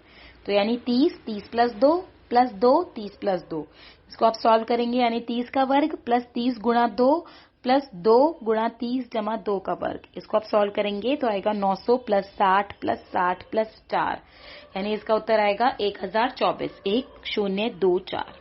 इसी तरीके से आप इसके सारे पार्ट करेंगे। 35 को क्या लिख सकते हैं, 30 + 5 का होल स्क्वायर, उसमें फॉर्मूला लगा के करेंगे। पाइथागोरस त्रिक ज्ञात कीजिए जिसका एक सदस्य निम्न है। 6 तो आप कर चुके हैं पहले भी, सीधा आप लिखेंगे 2m बराबर 6, तो m आ जाएगा 3, उसको आप m² -1 में लिखेंगे और m² + 1 में लिखेंगे, तो इसके 3 आ जाएंगे, 6, 8, 10, ऐसे आप इसके सारे करेंगे। 6.5 वर्गमूल। अब निम्न परिस्थितियों का अध्ययन कीजिए। वर्ग का क्षेत्रफल 144 सेंटीमीटर है, वर्ग की भुजा क्या होगी। अभी तक आप वर्ग पढ़ रहे थे, अब हम आएंगे वर्गमूल क्या होता है। आप जानते हैं कि वर्ग का क्षेत्रफल क्या होता है, भुजा स्क्वायर होता है। यदि भुजा का वर्ग, यदि हम भुजा की लंबाई का मान a लेते हैं तो 144 बराबर a का स्क्वायर। भुजा की लंबाई ज्ञात करने के लिए जरूरी है कि एक ऐसी संख्या ज्ञात करें जिसका वर्ग 144 है। एक वर्ग जिसकी भुजा 8 सेंटीमीटर है, उसके विकर्ण की लंबाई क्या होगी। इसको हल करने के लिए क्या हम पाइथागोरस त्रिक का प्रमेय का प्रयोग कर सकते हैं। ab² + bc² बराबर ac², यानी 8 का वर्ग + 8 का वर्ग बराबर ac। मतलब अगर हमें दो भुजाएं दे रखी हैं तो क्या हम इसका विकर्ण ज्ञात कर सकते हैं। तो ये 64 + 64 यानी ac हमारे पास आ गया 128। ac प्राप्त करने के लिए हमें एक ऐसी संख्या प्राप्त करनी है जिसका वर्ग 128 हो। एक समकोण त्रिभुज में कर्ण और एक भुजा क्रमशः 5 सेंटीमीटर और 3 सेंटीमीटर है। क्या आप तीसरी भुजा ज्ञात कर सकते हैं। अगले पेज पे देखिए, मान लीजिए कि तीसरी भुजा की लंबाई x सेंटीमीटर है, तो पाइथागोरस त्रिक के उपयोग से 5 का वर्ग बराबर x का वर्ग + 3 का वर्ग, तो यानी 25 - 9, तो x का वर्ग 16। ठीक है, पुनः x का मान ज्ञात करने के लिए हमें एक संख्या की आवश्यकता है जिसका वर्ग 16 है। उपरोक्त सभी स्थितियों में हमें एक संख्या की आवश्यकता है जिसका वर्ग ज्ञात हो और उस संख्या को वर्गमूल के रूप में जाना जाता है। वर्गमूल क्या होता है बच्चों, योग की वर्गमूल ज्ञात करना। योग की प्रतिलोम संक्रिया घटाना है, प्रतिलोम मतलब विपरीत, और गुणा की प्रतिलोम संक्रिया भाग है। मतलब भाग का उल्टा क्या होता है, गुणा करना, और गुणा का उल्टा क्या होता है, भाग करना। वही मतलब है वर्ग का वर्गमूल निकालना और वर्गमूल का उल्टा वर्ग, ये इनका मतलब समझाने का है। इसी तरह वर्गमूल प्राप्त करना भी वर्ग की प्रतिलोम संक्रिया है। जैसे 1 का वर्ग है 1 और 1 का वर्गमूल है 1। 2 का वर्ग है 4, 4 का वर्गमूल क्या है 2, मतलब उल्टा। अब आपको उल्टा करना है। अब अभी तक आप वर्ग समझ रहे थे। 3 का वर्ग 9, 9 का वर्ग 3। इसी प्रकार ये देखिए जो बॉक्स बनाया है, 9 का वर्ग है 81 और -9 का वर्ग भी 81। तो हम कह सकते हैं कि 81 का वर्गमूल 9 और -9 दोनों हो सकते हैं, क्योंकि आप उसका स्क्वायर निकालेंगे तो वो तो प्लस ही हो जाएगा। प्रयास कीजिए, 11 का वर्ग 121, तो 121 का वर्गमूल क्या होगा 11, उसका उल्टा। 14 का वर्ग 196, तो 196 का वर्गमूल क्या होगा, उसका उल्टा यानी कि 14। सोचिए, चर्चा कीजिए और लिखिए। -1 का वर्ग 1, तो क्या 1 का वर्गमूल है -1। हाँ, इन सब का उत्तर हाँ है, हर एक का वर्गमूल वही होगा। उपरोक्त के अनुसार आप कह सकते हैं कि किसी पूर्ण वर्ग संख्या के दो समाकलित वर्गमूल हो सकते हैं। इस अध्याय में हम किसी प्राकृत संख्या के केवल धनात्मक वर्गमूल ही लेते हैं। धनात्मक वर्गमूल को देखिए, वर्गमूल का ये चिन्ह होता है, इस संकेत से व्यक्त करते हैं। उदाहरणार्थ 4 का वर्गमूल 2, -2 नहीं। ऐसे ही 9 का वर्गमूल 3, -3 नहीं, इत्यादि। तो 1 का वर्ग है 1 और 1 का वर्गमूल है 1, ये वर्गमूल का निशान होता है। ये जो 1 के आगे बना रखा है ना निष्कर्ष के नीचे, ये वर्गमूल का निशान होता है। 2 का वर्ग 4, 4 का वर्गमूल 2, 3 का वर्ग 9, 9 का वर्गमूल 3। इस तरीके से, मतलब पूरी सारणी को आप ध्यान से देखिए तो इसमें उल्टा है। ऐसे ही 4 का वर्ग 16, 16 का वर्गमूल 4, उल्टा। वर्गमूल जो है वो वर्ग का उल्टा होता है। तो वर्गमूल को अब हम वर्गमूल किस तरीके से निकाल सकते हैं, उसको निकालने की 3 क्रियाएं हैं।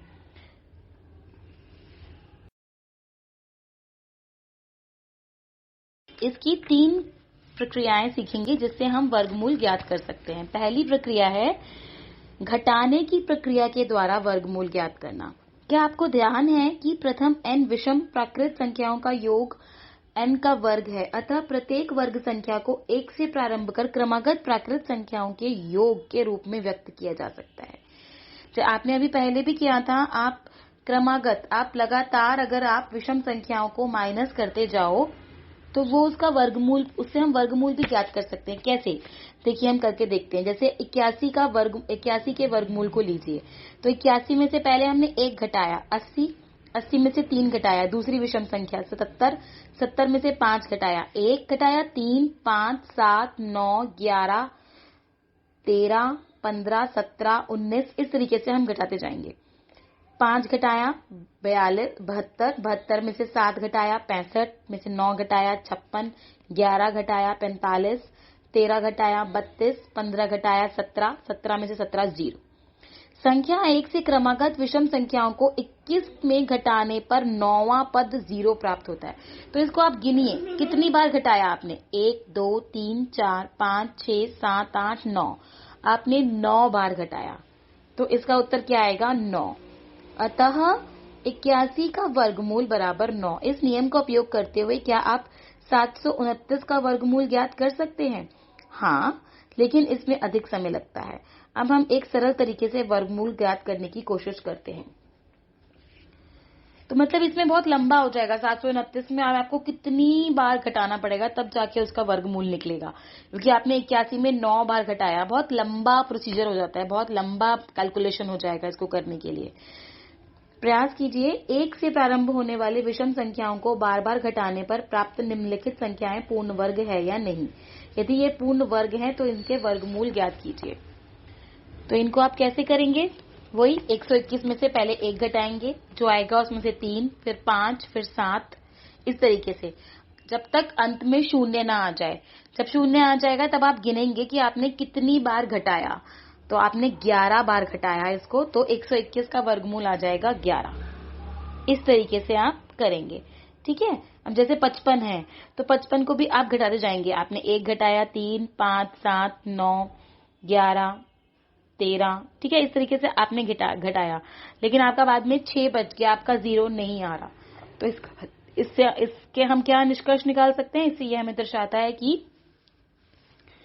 कि हम 55 को 1 से प्रारंभ होने वाली क्रमागत संख्याओं के योग के रूप में व्यक्त नहीं कर सकते। तो 55 क्या है, एक पूर्ण वर्ग नहीं है और इसका वर्गमूल ज्ञात किया नहीं जा सकता, ठीक है। इस तरीके से आप इसके बाकी पाठ करेंगे। चलिए अगले पेज पे आते हैं। पहला हमने सीखा कि घटाने की संक्रिया के द्वारा वर्गमूल ज्ञात करना, ठीक है। अब हम दूसरा सीखते हैं, अभाज्य गुणनफल के द्वारा वर्गमूल ज्ञात करना। वो कैसे ज्ञात करेंगे हम, निम्न संख्याओं एवं उनके वर्गों को अभाज्य गुणनखंडन के रूप में लिखिए।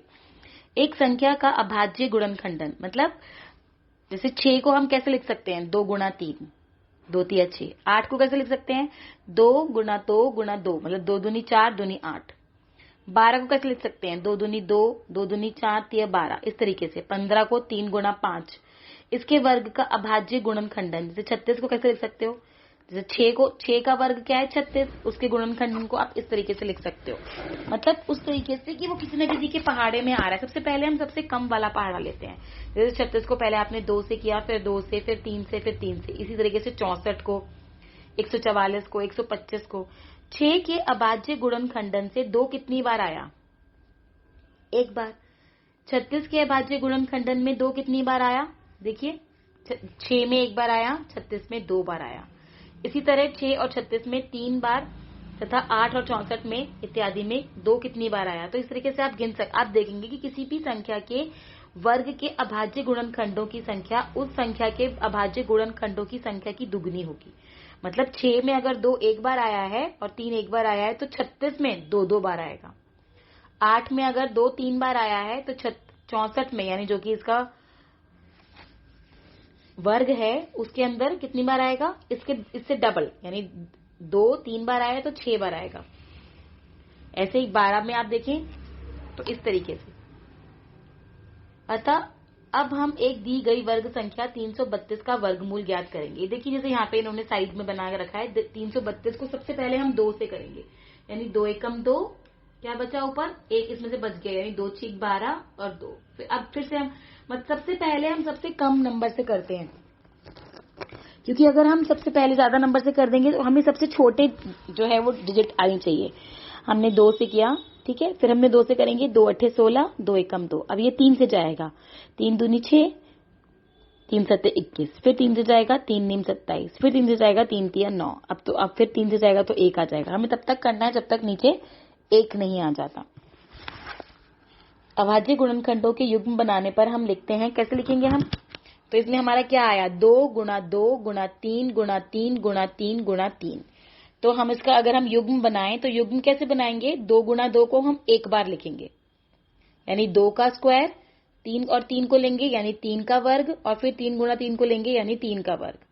ठीक है, तो यानी 2 गुणा 3 का वर्ग। तो इसको वर्ग का निशान, इसको स्क्वायर को अगर हम हटा देंगे तो ये वर्गमूल आ जाएगा। तो यानी 2 गुणा 3, तो ये वर्गमूल आया 18। ठीक है, 18 का वर्गमूल मतलब 18 इसका वर्ग है। अगर हम 18 को 18 से गुणा करेंगे तो 324 आएगा। अभाज्य गुणनखंडन में युग्म बनाने से हम देखते हैं, जैसे 256 का किया हमने इस तरीके से, देखिए साइड में बना रखा है। 2 से किया पहले, 2 एकम 2, 2 दूनी 4 और 16 बच गया, 2 अट्ठे 16। फिर हमने 2 से किया। ये बहुत ही आसान है, आपको बस अभाज्य गुणनखंडन के द्वारा करना है, बस आपको डिवाइड करते जाना है। फिर 2 से किया 64, फिर 32, इस तरीके से। तो 2 कितनी बार आया? 1 2 3 4 5 6 7 8 बार आया। अब आप इनके युग्म बनाओगे, जो भी 2 बार आया है उनको एक बार लोगे। ये 2 बार आया है, 1 बार लोगे, फिर इसमें से 1 बार, फिर इसमें से 1 बार, तो यानी आप 4 बार लोगे और इन सबको गुणा कर दोगे तो 16 आएगा। इस तरीके से। क्या 48 एक पूर्ण वर्ग संख्या है? आप जानते हैं। तो जिसमें भी 48 में आप क्या देखोगे, आप 48 को निकालोगे तो यह आएगा 2 गुणा 2 गुणा 2 गुणा 2 और 3। इसमें 3 बच रहा है, इसमें इसका जोड़ा नहीं आ रहा। तो जहां पर जोड़ा नहीं आता वो एक पूर्ण वर्ग संख्या नहीं। सारे गुणनखंडन युग्म में नहीं है। युग्म मतलब इनका जोड़ा नहीं बन रहा, 3 का दूसरा 3 नहीं है। तो अतः 48 एक पूर्ण वर्ग संख्या नहीं है। विचार कीजिए कि हम 48 के सबसे छोटे गुणज ज्ञात करना चाहते हैं जो कि एक पूर्ण वर्ग संख्या हो। इसे कैसे प्राप्त करेंगे? 48 के अभाज्य गुणनखंडन के युग्म बनाने पर हम देखेंगे कि केवल 3 एक ऐसी संख्या है जो युग्म में नहीं बन पाती। अतः हमें युग्म को पूरा करने में 3 से गुणा करने की आवश्यकता है। इसको हम पूर्ण संख्या बनाने के लिए क्या कर सकते हैं? मतलब 3 है जिसका जोड़ा नहीं बन रहा, युग्म नहीं बन रहा, तो हम 48 को 3 से गुणा कर दें तो क्या आएगा?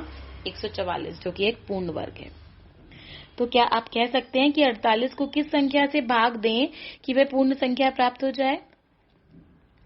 अगर 48 को कौन सा गुणज आया था? 3, तो युग्म में नहीं है। अतः हम 48 को यदि 3 से भाग कर दें तब भी हमें पूर्ण वर्ग संख्या मिल जाएगी। 3 से भाग करा तो 16 आया, यानी 2 गुणा 2 गुणा 2 गुणा 2 प्राप्त करेंगे, जो संख्या पूर्ण वर्ग भी है। ठीक है, इस तरीके से हम करते हैं। तो 48 को 3 से गुणा कर दें या 48 को 3 से भाग कर दें, तब हमें पूर्ण वर्ग संख्या मिल जाएगी। उदाहरण 4 करते हैं। 6400 का वर्गमूल ज्ञात कीजिए। कैसे करेंगे? देखिए साइड में इन्होंने करके दिखाया है। पहले इसको 2 से करेंगे, 3200, फिर 2 से करेंगे, ये हम भाग करे जा रहे हैं, 1600, फिर 2 से करेंगे, 2 अट्ठे 16, फिर 2 400, फिर 2 से किया 2 दूनी 4, फिर 2 से किया 100, फिर 2 से किया 2 पचे 10, फिर 2 से किया 25, फिर 5 से किया। ठीक है, 5 से करेंगे तो 1 आएगा।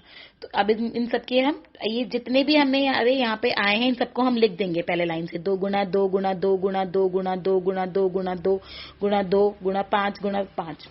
अब हम इन सबके जोड़े बनाएंगे, मतलब जो 2 बार है उनको 1 बार लिखेंगे, 2 गुणा 2 को 1 बार लिखेंगे 2, फिर 2 गुणा 2 को 1 बार लिखेंगे 2, इस तरीके से। फिर 2 गुणा 2 को 1 बार लिखेंगे, फिर 2 गुणा 2 को 1 बार लिखेंगे और फिर 5 गुणा 5 को। तो यह आ जाएगा 80। तो 6400 का वर्गमूल, ये वर्गमूल का निशान होता है बच्चों, 80 आ गया। क्या 90, उदाहरण 5, क्या 90 एक पूर्ण वर्ग है? 90 को हम देखो, 90 को आप करके देखोगे तो आपका आएगा 2 गुणा 3 गुणा 3 गुणा 5। तो इसमें तो सिर्फ एक ही युग्म बन रहा है, 3 का युग्म बन रहा है, 2 और 5 के युग्म नहीं बन रहे। तो आप लिखोगे कि अभाज्य गुणनखंडों में 2 और 5 युग्म में नहीं है, अतः 90 एक पूर्ण वर्ग संख्या नहीं है। जिसे यथार्थ रूप में हम इस प्रकार भी देख सकते हैं, क्योंकि इसमें केवल एक ही शून्य है। ठीक है, इसमें एक ही शून्य आपने पढ़ा है पहले, जिसके अंत में एक ही शून्य होता है वह पूर्ण वर्ग नहीं होता। उदाहरण 6, क्या 2 3 5 2 एक पूर्ण वर्ग संख्या है? यदि नहीं तो 2 3 5 2 का सबसे छोटा गुणज प्राप्त कीजिए जो कि पूर्ण वर्ग संख्या हो और नई संख्या का वर्गमूल ज्ञात कीजिए। चलिए अगले पेज पे करते हैं इसको हम। ये इसी पेज पे देखिए 2 3 5 2 का वर्गमूल उन्होंने निकाला हुआ है।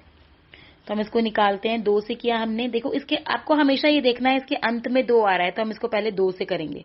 जिसके भी अंत में 2 आ रहा है, 4 आ रहा है, 0 आ रहा है, 6 आ रहा है, 8 आ रहा है, जो कि 2 से जो 2 के पहाड़े में आते हैं, तो हम सबसे पहले 2 से करेंगे। ठीक है, तो हमने 2 से किया तो ये आया 1 1 7 6, फिर 2 से भाग किया 5 8 8, फिर 2 से किया 2 9 4, फिर 2 से किया 147। अब 7 आ गया बाद में, अब ये 2 से नहीं जा रहा है, 3 से जा रहा है, तो 49, और 7 को 7 से किया तो 49। ठीक है, इस तरीके से। चलिए अगले पेज पे आते हैं। अब हम इसके युग्म बनाते हैं। तो हमने युग्म बनाए, 2 गुणा 2 एक युग्म बन गया, 2 गुणा 2 एक युग्म बन गया, 3, और 7 गुणा 7। तो 3 जो है वो युग्म में नहीं आया। अभाज्य गुणनखंडों के अनुसार 3 के युग्म नहीं है, अतः 2 3 5 2 एक पूर्ण वर्ग संख्या नहीं है। ठीक है, यदि 3 का एक जोड़ा बनाते हैं तो ये पूर्ण वर्ग संख्या हो जाएगी। तो या तो हम इसको 3 से गुणा कर दें या 3 से भाग कर दें, तब ये पूर्ण वर्ग संख्या बन जाएगी। तो अगर हम 2 3 5 2 को 3 से गुणा, आपको वो देखना है कि जो भी एक युग्म नहीं बन पाया उसको लेना है। जैसे 3 का युग्म नहीं बन पाया तो 2 3 5 2 को आप 3 से गुणा कर दें। आपने गुणा किया, यानी ये 3 से एक युग्म बना दिया इसका, तो ये हो गया 7056। ठीक है, तो 2 3 5 2 का सबसे छोटा गुणज यानी 7056 है, जो कि एक पूर्ण वर्ग संख्या है। ठीक है, और इसका क्या है, 2 2 3 और 7 यानी 84 उसका वर्गमूल है। उदाहरण 7, सबसे छोटी संख्या प्राप्त कीजिए जिसे 9408 से भाग देने पर भागफल एक पूर्ण वर्ग संख्या प्राप्त हो जाए। उस भागफल का वर्गमूल भी ज्ञात कीजिए। अब देखिए, इसका आप अपने आप स्क्वायर रूट निकालिए, ऐसे करके वर्गमूल निकालिए और उसको करते जाइए। बाद में 8 आ रहा है तो आप पहले 2 से करेंगे, फिर 2 से, फिर 2 से, फिर 2 से।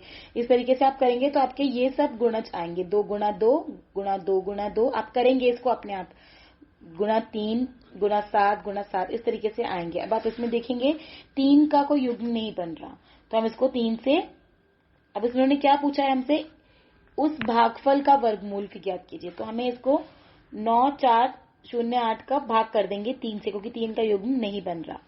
ठीक है, तो जो कि एक पूर्ण वर्ग संख्या है। क्यों? क्योंकि अब क्योंकि इसमें सबके युग्म बन रहे हैं, इसलिए ये एक पूर्ण वर्ग संख्या आ गई 3 से भाग करने पर। ये आ गई 3 1 3 6, और इसका वर्ग क्या आएगा, 56। ठीक है, उदाहरण 8, सबसे छोटी वर्ग संख्या ज्ञात कीजिए जो प्रत्येक संख्या 6 9 और 15 से विभाजित हो जाए। अब देखिए, ऊपर तो हमें सिर्फ एक ही बड़ी बड़ी संख्या दे रखी थी, तो हम एक का ही वर्गमूल स्क्वायर रूट निकाल रहे थे, लेकिन इसमें हमें 3 3 संख्याएं दी थी। तो आप ऐसे लिखेंगे 6 9 15, और ऐसे लाइन खींचेंगे और 2 से करेंगे। देखिए 2 के पहाड़े में 6 आ जाएगा, 2 3 6, 9 और 15 को ऐसे ही नीचे उतार देंगे। फिर अब 3 9 15 तीनों ही 9 के पहाड़े में आ रहे हैं, तो 3 एकम 3, 3 3 9, 3 पंजे 15। इस टाइप का आपने पहले भी करा होगा लास्ट ईयर अपने क्लासेस में। फिर आप अब ये 1 3 और 5, अब देखिए 3 भी 1 तो 1 ऐसे का ऐसे ही आ जाएगा, 3 से लेंगे तो 3 एकम 3 और 5 ऐसे का ऐसे ही आ जाएगा। हम तब तक करेंगे जब तक सबसे नीचे 1 1 ना आ जाए। अब 5 करेंगे, 1 5 1 1 ऐसे उतर जाएगा, और 5 एकम 5। ये समझ में आया बच्चों? इस तरीके से करते हैं हम जब हमें 3 3 दे रखे हों। इसे 2 चरण में हल कर सकते हैं। सबसे पहले छोटे उभयनिष्ठ गुणज को ज्ञात कीजिए और तब उसके बाद आवश्यक वर्ग संख्या ज्ञात कीजिए। वह सबसे छोटी संख्या जिसमें 6 9 और 15 का भाग जाएगा, उनकी लस है। 6 9 और 15 का लस है 2 3 3 और 5 यानी कि 90। 90 का अभाज्य गुणनखंडन 90 यानी 2 गुणा 3 गुणा 3 यानी एक ही युग्म बन रहा है, इसमें सिर्फ 3 का ही युग्म बन रहा है, 2 और 5 का नहीं बन रहा। अब देखते हैं कि अभाज्य गुणनखंडन 2 और 5 के युग्म नहीं है, तो 90 क्या है, एक पूर्ण संख्या नहीं होगी। पूर्ण वर्ग संख्या प्राप्त करने के लिए 90 के प्रत्येक गुणनखंड युग्म में होने चाहिए, अतः हमें 2 और 5 का जोड़ा बनाने की जरूरत होगी। तो कैसे बनाएंगे, इसलिए हम 90 को 2 गुणा 5 यानी 10 से गुणा कर देंगे, तो यानी वर्ग संख्या क्या हो जाएगी, 900। 90 गुणा 10 900। चलिए हम एक्सरसाइज शुरू करते हैं 6.3। इस प्रश्नावली में जितने भी प्रश्न हैं वो सब तरीके के प्रश्न मैंने आपको समझा दिए हैं, फिर भी मैं आपको बताती हूँ। प्रश्न 1 देखिए, निम्नलिखित संख्याओं के वर्गमूल ज्ञात करने में इकाई के अंक की क्या संभावना होती है। ये मैं आपको बता चुकी हूँ बच्चों कि जिनके भी अंत में अगर 1, 4, 5, 6, 9 या 0 आता है उनके हम वर्ग ज्ञात कर सकते हैं। तो जिसके देखिए पहले के अंत में 1 आ रहा है तो वर्गमूल में इकाई का अंक क्या होगा, 1 या 9। अब दूसरे में क्या आ रहा है, 6, इकाई का अंक क्या है, 6, तो 4 या 6 होगा। उसका अगर आप वर्गमूल ज्ञात करेंगे तो वो 4 या 6 होगा। अगर इसमें भी लास्ट में 1 ही आ रहा है तो 1 या 9 होगा। इसमें 5 आ रहा है तो उसमें भी इकाई का अंक 5 होगा। ठीक है। बिना गणना किए वह संख्याएं बताएं जो वास्तव में पूर्ण वर्ग नहीं है। तो हमें पता है कि कौन सी पूर्ण वर्ग नहीं होती, जिनके अंत में 2, 3, 7 या 8 आता है। इस तरीके से आप कर सकते 153, तो इसके अंत में 3 आ रहा है तो ये पूर्ण वर्ग नहीं, क्योंकि इसके अंत में 3 आ रहा है। जिनके भी अंत में 2, 3, 7 या 8 आता है। बार बार घटाने की विधि द्वारा 100 या 100 और 169, तो आपको पहले 100 में से 1 घटाना है, फिर 3, फिर 5, फिर 7, इस तरीके से घटाते जाना जब तक 0 ना आ जाए। आपने कितनी बार घटाया, आपने 10 बार घटाओगे तो उसका वर्गमूल आएगा 10। घटाने की संक्रिया वाला करना है आपको। अभाज्य गुणनखंडन विधि द्वारा निम्न संख्याओं का वर्गमूल ज्ञात कीजिए। जैसे आपने ये ऊपर किया है, ऊपर के जो उदाहरण किए हैं आपने, ये जो पिछले पेज पे जो आपने उदाहरण किए हैं सारे उदाहरण 4 और ये उदाहरण 4, 5 इस तरीके से ही करने हैं आपको। जैसे 729 का कैसे करोगे, आप उसको लिख लोगे। अब इसके अंत में देखो 9 आ रहा है तो ये 3 से जाएगा, 2 से तो नहीं जाएगा, तो आप इसको 3 से करोगे। ऐसे लंबी लाइन बनाकर आप करोगे। 3 से गया 243 आया, फिर 3 से गया 81, फिर आप इसके युग्म बनाओगे, फिर उसमें से एक एक लोगे, इस तरीके से करोगे तो इसका वर्गमूल आएगा 27। इस तरीके से आप इसके सारे करोगे। निम्न संख्याओं में प्रत्येक के लिए वह सबसे छोटी पूर्ण संख्या ज्ञात कीजिए जिससे गुणा करने पर वह पूर्ण वर्ग संख्या। अब इसे 200 मतलब ऐसी संख्या ज्ञात करनी है, ये पूर्ण वर्ग नहीं है, तो आप कैसे करेंगे। जैसे 252 है तो आप इसका पहले वर्गमूल ज्ञात करेंगे। तो इसमें सबके युग्म नहीं बन रहे, आप युग्म बनाएंगे तो 7 का युग्म नहीं बन रहा, तो 252 जो है इसको आप 7 से गुणा कर देंगे तो आएगा 1764 1764। ये एक पूर्ण संख्या है जिसका ये एक पूर्ण वर्ग संख्या है जिसका आप वर्गमूल ज्ञात कर सकते हैं और इसका वर्गमूल आएगा 42। ठीक है। इसी तरीके से आप सारे करेंगे। निम्न संख्याओं में के लिए प्रत्येक व सबसे छोटी संख्या ज्ञात कीजिए। ऊपर वाले में आपको गुणा करना था, इस वाले में आपको भाग करना है। ठीक है। संख्याएं जैसे 252 ऊपर भी था नीचे भी है, तो उसमें जैसे 7 का युग्म नहीं बन रहा था तो आपने 7 से गुणा कर दिया था। इसमें भी वही आएगा, 7 से आप इसको भाग कर देंगे, 252 को 7 से भाग कर देंगे तो सब युग्म बन जाएंगे और वो आ जाएगा 36। तो 36 एक पूर्ण वर्ग संख्या है और उसका वर्गमूल क्या है, 6। अब अगले पृष्ठ पे देखते हैं प्रश्न 7। एक विद्यालय में कक्षा 7 के सभी विद्यार्थियों ने प्रधानमंत्री राष्ट्रीय राहत कोष में 2401 रुपए दान में दिए। तो प्रत्येक विद्यार्थी ने उतने ही रुपए दान में दिए जितने कक्षा में विद्यार्थी थे। तो कक्षा में विद्यार्थियों की संख्या, तो इसको हम ऐसे कर लेंगे कि आप माना कक्षा में कुल विद्यार्थी x हैं, तो विद्यार्थियों द्वारा दान दी गई कुल राशि कितनी हो गई, x गुणा x, तो हम यानी कि x का वर्ग, तो हम अब जो हमें कितना दिया गया यानी x का वर्ग बराबर 2401, तो हम 2401 का वर्ग निकालेंगे। ऐसे 2401 को 7 से करेंगे तो 4 बार 7 आएगा हमारे पास, तो यानी उसका वर्गमूल निकालना है हमें। मतलब x का वर्ग बराबर 2401, तो हम वर्ग का निशान वहां से हटा देंगे, इसके ऊपर वर्गमूल लग जाएगा, तो 7 गुणा 7 यानी कि 49 इसका आंसर आ जाएगा। इसी तरीके से आप 8वां भी करेंगे, सेम ऐसा ही है। वह सबसे छोटी वर्ग संख्याएं ज्ञात कीजिए जो 4, 9 और 10 प्रत्येक से पूर्णतः विभाजित हो जाएं। तो जैसे आपने उस वाले प्रश्न में मैंने समझाया था ना, वैसे ही करना है। 4, 9 और 10 इसको ऐसे लिखकर और आप इसको ज्ञात करने की कोशिश करेंगे। पहले 2 से जाएगा, फिर 3 से जाएगा, तो इसके युग्म बनेंगे 2 गुणा 3, 2 गुणा 2, 3 गुणा 3 गुणा 5। ठीक है, 180। अब इसको 5 का युग्म नहीं बन रहा है, तो 5 पूर्णतः विभाजित हो जाए तो इसको हम 5 को कि 5 का जोड़ा नहीं है, युग्म नहीं बन रहा है, तो इसको हम 5 से गुणा कर देंगे 180 को, तो वह आ जाएगा 900। इसी तरीके से आप प्रश्न 10 करेंगे। अब तीसरी और सबसे अच्छी मतलब सबसे इम्पोर्टेंट विधि जो सबसे ज्यादा यूज होती है आपके एग्जाम में, जब भी सवाल आएगा तो आपको इसी का ही सवाल आएगा, भागफल विधि से वर्गमूल ज्ञात करना। जब संख्याएं बड़ी हों तब अभाज्य गुणनखंड विधि से वर्गमूल ज्ञात करना लंबा और मुश्किल हो जाता है। इस समस्या से निकलने के लिए हम दीर्घ विभाजन विधि का प्रयोग करते हैं। इसके लिए हमें वर्गमूल में अंकों की संख्या को ज्ञात करने की आवश्यकता होती है। इसके लिए हमें निम्नलिखित सारणी को देखिए। जैसे संख्या 10 है, 10 का वर्ग क्या है? 100, जो 3 अंकों की सबसे छोटी पूर्ण वर्ग संख्या है। 3 अंकों की संख्या है। 31, 961, जो 3 अंकों की सबसे बड़ी पूर्ण वर्ग संख्या है। 32, 1024, जो 4 अंकों की सबसे छोटी पूर्ण वर्ग संख्या है। और 99 यानी 9801, जो 4 अंकों की सबसे बड़ी पूर्ण वर्ग संख्या है। अतः वर्गमूल में अंकों की संख्या के विषय में हम क्या कह सकते हैं? यदि एक पूर्ण वर्ग संख्या 3 अंकों या 4 अंकों की हो, हम कह सकते हैं कि यदि एक पूर्ण वर्ग संख्या 3 अंकों या 4 अंकों की है तब उसका वर्गमूल 2 अंकों का होगा। क्या आप 5 या 6 अंकों वाली संख्या के वर्गमूल में अंकों की संख्या बता सकते हैं? सबसे छोटी 3 अंकों की पूर्ण वर्ग संख्या 100 होती है, जो कि 10 का वर्ग है, एवं 3 अंकों की सबसे बड़ी पूर्ण वर्ग संख्या 961, जो कि 31 का वर्ग है। सबसे छोटी 4 अंकों की पूर्ण वर्ग संख्या 1024, जो कि 32 का वर्ग है, और सबसे बड़ी 4 अंकों वाली संख्या 9801, जो 99 का वर्ग होता है। चलिए समझते हैं इसको। सोचिए, चर्चा कीजिए और लिखिए। क्या हम कह सकते हैं कि एक पूर्ण वर्ग संख्या में यदि n अंक हैं, तो इसके वर्गमूल में n/2 अंक होंगे यदि n सम है और पॉजिटिव है, या n+1/2 होंगे यदि n विषम है। चलिए इसको समझते हैं। निम्न विधि किसी संख्या के वर्गमूल में अंकों की संख्या ज्ञात करने में उपयोगी रहती है। जैसे 529 का वर्गमूल ज्ञात करने के लिए निम्नलिखित चरणों पर विचार करो। क्या आप इस संख्या के वर्गमूल में अंकों की संख्या का अनुमान लगा सकते हो? देखिए, सबसे पहले हम क्या करेंगे। चरण 1 देखो। इकाई स्थान से प्रारंभ करते हुए प्रत्येक युग्म पर बार लगाइए। यदि अंकों की संख्या विषम है तब बाएं तरफ एक अंक पर बार लगाइए।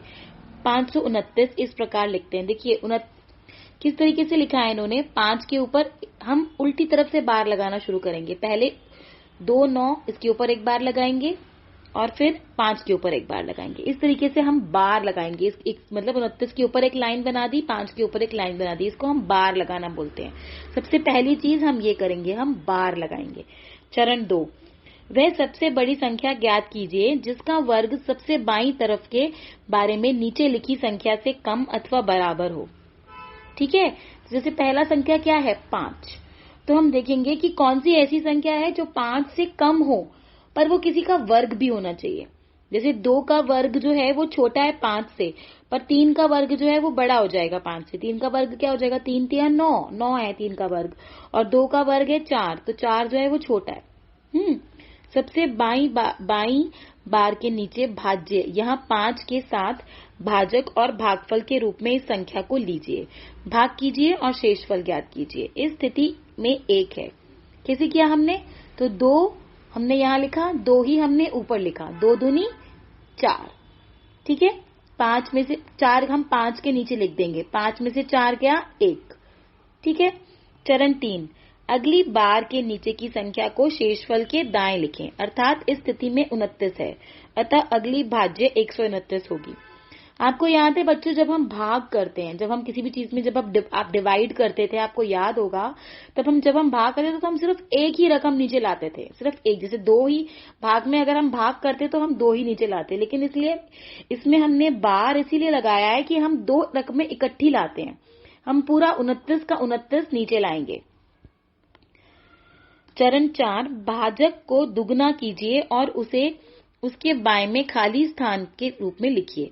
दुगना कीजिए मतलब 2, ऊपर यहाँ पर 2 आया था, जो बाएं साइड में 2 आया था हमारा, तो 2 में हम 2 जमा कर देंगे और उसके नीचे लिखेंगे 4। ठीक है, अगले पेज पे आते हैं। रिक्त स्थान को भरने के लिए सबसे बड़े संभावित अंक का अनुमान लगाइए, जो कि भागफल में नया अंक होगा, एवं नए भाजक को नए भागफल से गुणा करने पर गुणनफल भाज्य से कम या बराबर होगा। तो इस स्थिति में देखो, यहाँ पर 4 तो आ गया। अब 4 को हम 4 के आगे हमें सेम चीज लिखनी है। 0 0 लिखें अगर हम, मतलब 4 0 0, या 1 1 लिखें, मतलब 41 को अगर हम 1 से करें, या 41 42 को हम 2 से करें, मतलब 2 2 आएगा, 1 1 आएगा या 3 3 आएगा। इस तरीके से हमें दोनों सेम नंबर लेने हैं। तो अगर हम 2 2 लिखते हैं, अगर हम 42 को 2 से करें तो 84 आता है। ठीक है, अब इसके बाद में 9 है, तो हमें देखना है कि 3 को हम किससे गुणा करें कि 9 आ जाए। तो हम 3 3 लेते हैं। अगर 9 आ रहा है तो हम 3 3 लेते हैं। तो 43 को हम 3 से करेंगे तो 129 आ गया। तो इसमें 129 माइनस 3 हमने ऊपर लिख दिया और 3 हमने यहाँ लिख दिया, 129 लिख दिया, इसका उत्तर आ गया 0। तो ये कितना आसान हो गया हमारे लिए करना। अगर हम 529 को घटाने की संक्रिया से करते, हमें कितनी बार माइनस करना पड़ता। अगर हम भाज्य अभाज्य वाली उससे करते, जिसमें हम लगातार डिवाइड करते रहते हैं, भाग करते रहते हैं, उसमें भी बहुत लंबा हो जाता। पर इसमें कितना छोटा और कितना आसान हो गया। तो सबसे ज्यादा हम इसी तरीके से वर्गमूल ज्ञात करते हैं। चरण 6 क्या आया, क्योंकि शेषफल 0 है और दी गई संख्या में कोई अंक शेष नहीं रहा, इसलिए 5 2 9 का वर्गमूल आ गया 23। जो ऊपर आ गया वो वर्गमूल होता है। ठीक है, अब एक और प्रश्न लेते हैं। तो जैसे ये प्रश्न है, अब 4 0 9 6 का को हल कीजिए। चरण 1, इकाई स्थान से प्रारंभ करते हुए प्रत्येक युग्म के ऊपर बार लगाइए। ठीक है, तो हमने 2 2 के ऊपर बार लगा दिया। इसमें 4 हैं तो हमने 2 2 के ऊपर बार लगा दिया। जैसे इकाई से शुरू किया, 1 के ऊपर बार नहीं लगाते, हमेशा जोड़े में बार लगाते हैं। तो हमने 2 पे बार लगाया, 96 पे एक बार आ गया, 40 पे एक बार आ गया। अब क्या करेंगे, एक सबसे बड़ी संख्या ज्ञात कीजिए जो सबसे बाईं तरफ के बारे में नीचे लिखी गई संख्या से कम या बराबर हो। अब देखिए 40, तो 40 से या तो कम होना चाहिए या ज्यादा होना चाहिए। अब आपको याद है, आप इस टाइम पे आपको वर्ग बहुत काम आएंगे, इसीलिए मैंने बोला था 1 से 10 तक वर्ग आपको याद होने चाहिए। तो आपको पता है 5 का वर्ग है 25, 6 का वर्ग है 36 और 7 का वर्ग है 49, जो कि 40 से ज्यादा हो जाएगा। तो 6 का वर्ग जो है वो छोटा है 40 से और 7 का वर्ग तो ज्यादा हो जाएगा। एक सबसे बड़ी संख्या ज्ञात कीजिए। तो हम लेंगे 6 6 36, 36 में से इसको माइनस कर देंगे, नीचे आ जाएगा 4। ठीक है, अगली बार के नीचे लिखी संख्या अर्थात 96 को शेषफल के दाएं लिखिए। नया अभाज्य 496 होगा। अब 4 यहाँ पे बचा है, ऊपर से जो 96 है वो हम नीचे ले आएंगे। भाजक को दुगना कीजिए और दाईं तरफ के रिक्त में लिखिए। ये 6 था, 6 में हम 6 जोड़ देंगे तो ये हो जाएगा 12। रिक्त स्थान को भरने के लिए सबसे बड़े संभावित अंक के विषय में सोचिए। अब यहाँ पर 12 है, 12 के आगे हम क्या लिखें। जो अंक भागफल में नया होगा, इस प्रकार नया अंक जब भागफल से गुणा हो तब गुणनफल भाज्य से छोटा या बराबर होना चाहिए। इस स्थिति में हम देखते हैं, अब देखो इसके अंत में 6 आ रहा है। जितना भी आपने पहले पढ़ा है, आपको अगर वो याद है, आपको हर चीज अपने दिमाग में स्मरण करके रखनी है कि जिसके भी अंत में 6 आता है, तो या तो अगर हम 4 से गुणा करें या 6 से गुणा करें तब उसमें 6 आएगा। ये नहीं है कि आपको हर एक से गुणा करके देखना है, आप 2 से करो, 3 से करो, 4 से करो, 5 से करो। आपको अपने दिमाग में ये चीजें याद रखनी है कि इसके बाद में 1 आ रहा है तो शायद इसको 9 से या 1 से गुणा करते हैं। ठीक है, इस तरीके से। अब इसके अंत में 496 है, 6 आ रहा है तो इसको हम 4 या 6 से गुणा करके देखेंगे। चलिए 4 से गुणा करके देखते हैं। हमें सेम लेना है, 124 को 4 से करते हैं तो सेम देखिए वही आ गया 496। तो हम ऊपर लिख देंगे 4, क्षेत्रफल ज्ञात कीजिए। अतः भागफल में नया अंक 4 है, शेषफल ज्ञात कीजिए। शेषफल हमारा कुछ भी नहीं आ रहा, 0 है। चूंकि शेषफल 0 है और कोई बार नहीं है, इसलिए 4096 का वर्गमूल होगा 64 होगा। संख्या का अनुमान। पूर्ण वर्ग संख्या के वर्गमूल में अंकों की संख्या ज्ञात करने के लिए बार का उपयोग करते हैं। जैसे 529 हमें सिर्फ बार लगा देते हैं। ठीक है, 23, 4096 हमने ऐसे ऊपर बार लगाया था 64। इन दोनों संख्याओं 529 और 4026 में बार की संख्या 2 है और उनके वर्गमूल में अंकों की संख्या भी 2 है। ठीक है, हमने दोनों में 2 बार लगाया और दोनों की जो वर्गमूल आया उनकी संख्या भी 2 आई। क्या आप 14400 के वर्गमूल में अंकों की संख्या का अनुमान लगा सकते हो? बार लगाने पर अगर हम देखें तो देखिए पहले 2 पर लगाई, फिर 3 पर लगाई, प्राप्त करते हैं। यद्यपि यहाँ पर बार की संख्या 3 है तो जो हम वर्गमूल लगाएंगे वो 3 अंकों का ही होगा। ठीक है बच्चों, आशा करती हूँ आपको समझ में आ रहा होगा। इसको आप अच्छे से प्रैक्टिस करेंगे ना, लिख कर अपने आप खुद अपने हाथों से करेंगे क्योंकि मैथ्स को आप जितना ज्यादा लिख कर अपने हाथों से करेंगे उतना अच्छे से आपको मैथ्स आएगा। प्रयास कीजिए, निम्नलिखित संख्याओं के वर्गमूल में अंकों की संख्या की गणना ज्ञात कीजिए। निम्नलिखित संख्याओं के वर्गमूल में अंकों की संख्या, तो देखिए 25,600, तो हमने पीछे एक फॉर्मूला किया था n+1/2। तो n कितना है, कितनी संख्याएं हैं इसकी, देखो 1 2 3 4 5, यानी 5 + 1/2 यानी कि 6/2 यानी कि 3, अर्थात इसमें 1 अंक होंगे। ठीक है, अब इसको आप जमा करेंगे तो इसमें कितनी संख्याएं, 1 0 0 0 0 0, इसमें 9 संख्याएं हैं। तो 9 + 1/2, इसका फॉर्मूला होता है n+1/2, उस तरीके से, यानी कि जितनी संख्याएं हैं वो n है। तो 9 + 1/2 यानी इसका उत्तर आएगा 5। इसका जो भी आप वर्गमूल निकालोगे वो 5 अंकों का होगा। ठीक है, इसी तरह से आप इसका तीसरा पार्ट करेंगे। उदाहरण 9, वर्गमूल ज्ञात कीजिए। 729 और 1296, देखिए कैसे करेंगे हम। तो 729 में सबसे पहले हम बार लगाएंगे। आपको अपने आप करना है, वो सब चरण आपने समझ लिए, कुछ लिखना नहीं है चरण में, पेपरों में भी आपको सिर्फ ध्यान रखना है कि कैसे कैसे करना है। सबसे पहले आपको बार लगाना है। आपने बार लगाया 729 के ऊपर, एक बार 29 पे जोड़े में लगाते हैं, एक बार 29 पे और एक बार 7 पे। अब 7 को देखना है कि कौन से पहाड़े में 7, अब देखो 2 का वर्ग करेंगे तो 4, 3 का वर्ग तो 9 आ गया, 7 से ज्यादा है तो हम 2 लेंगे। 2 को 2 नीचे लिखेंगे, 2 ही ऊपर लिखेंगे, 2 दूनी 4। ठीक है, 2 को 2 में जमा तो -4 हो जाएगा, 7 में से 4 जाएगा, 3 आ जाएगा। ठीक है, और 2 में 2 जमा कर देंगे, यहाँ पे 4 आ जाएगा। 29 ऐसा का ऐसा ही नीचे ले आएंगे। ठीक है, तो अब इसके लास्ट में 9 आ रहा है, तो हम इसको करके देखेंगे किसको किससे गुणा करने पर लास्ट में 9 आता है। तो आप देखेंगे कि या तो 3 का वर्ग आता है 9, या 7 का वर्ग आता है 49 यानी कि 49, उसको भी 7 को भी 7 से करते हैं तो 49 आता है। तो हम 3 को करके देखेंगे तो वो छोटा आएगा, तो हम 7 को 7 से करेंगे तो वो 329 आ जाएगा। तो हम 7 ऊपर लिख देंगे और 7 ही यहाँ लिख देंगे, तो 329 उत्तर आ जाएगा 0। तो 729 का वर्गमूल आ जाएगा 27।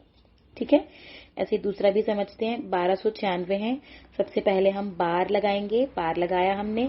अब हम देखेंगे 12 कौन से पहाड़े में आता है जो वर्ग में आए। जैसे 3 को 3 से करेंगे तो 9, 4 को 4 से करेंगे तो 16, तो 16 तो बड़ा हो जाएगा 12 से, तो हम 3 लेंगे, 3 यहाँ लिखेंगे, 3 ऊपर लिखेंगे, 3 × 9, 12 में से 9 माइनस कर देंगे, यहाँ पे बचेगा 3।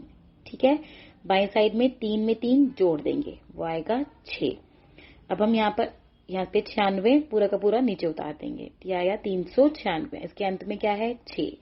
अब हम इसमें क्या किसको किससे गुणा करें कि लास्ट में 6 आए। या तो 4 को 4 से करेंगे तब 6 आएगा, या 6 को 6 से करेंगे तब 6 आएगा। तो हम 4 4 करके देखेंगे तो वो छोटा आएगा। हम 6 को 6 से करके देखेंगे, 66 को 6 से करेंगे तो यही आ जाएगा 396। तो इसका आ जाएगा 0, ऊपर लिख देंगे 6, नीचे लिख देंगे 6, और इसका 1 2 9 6 का वर्गमूल, इसका ये चिन्ह लगाएंगे 36 आ गया। उदाहरण 10, वह सबसे छोटी संख्या ज्ञात कीजिए जिसे 5607 में से घटाने पर वह पूर्ण वर्ग संख्या बन जाए। इस पूर्ण वर्ग संख्या का वर्गमूल भी ज्ञात कीजिए।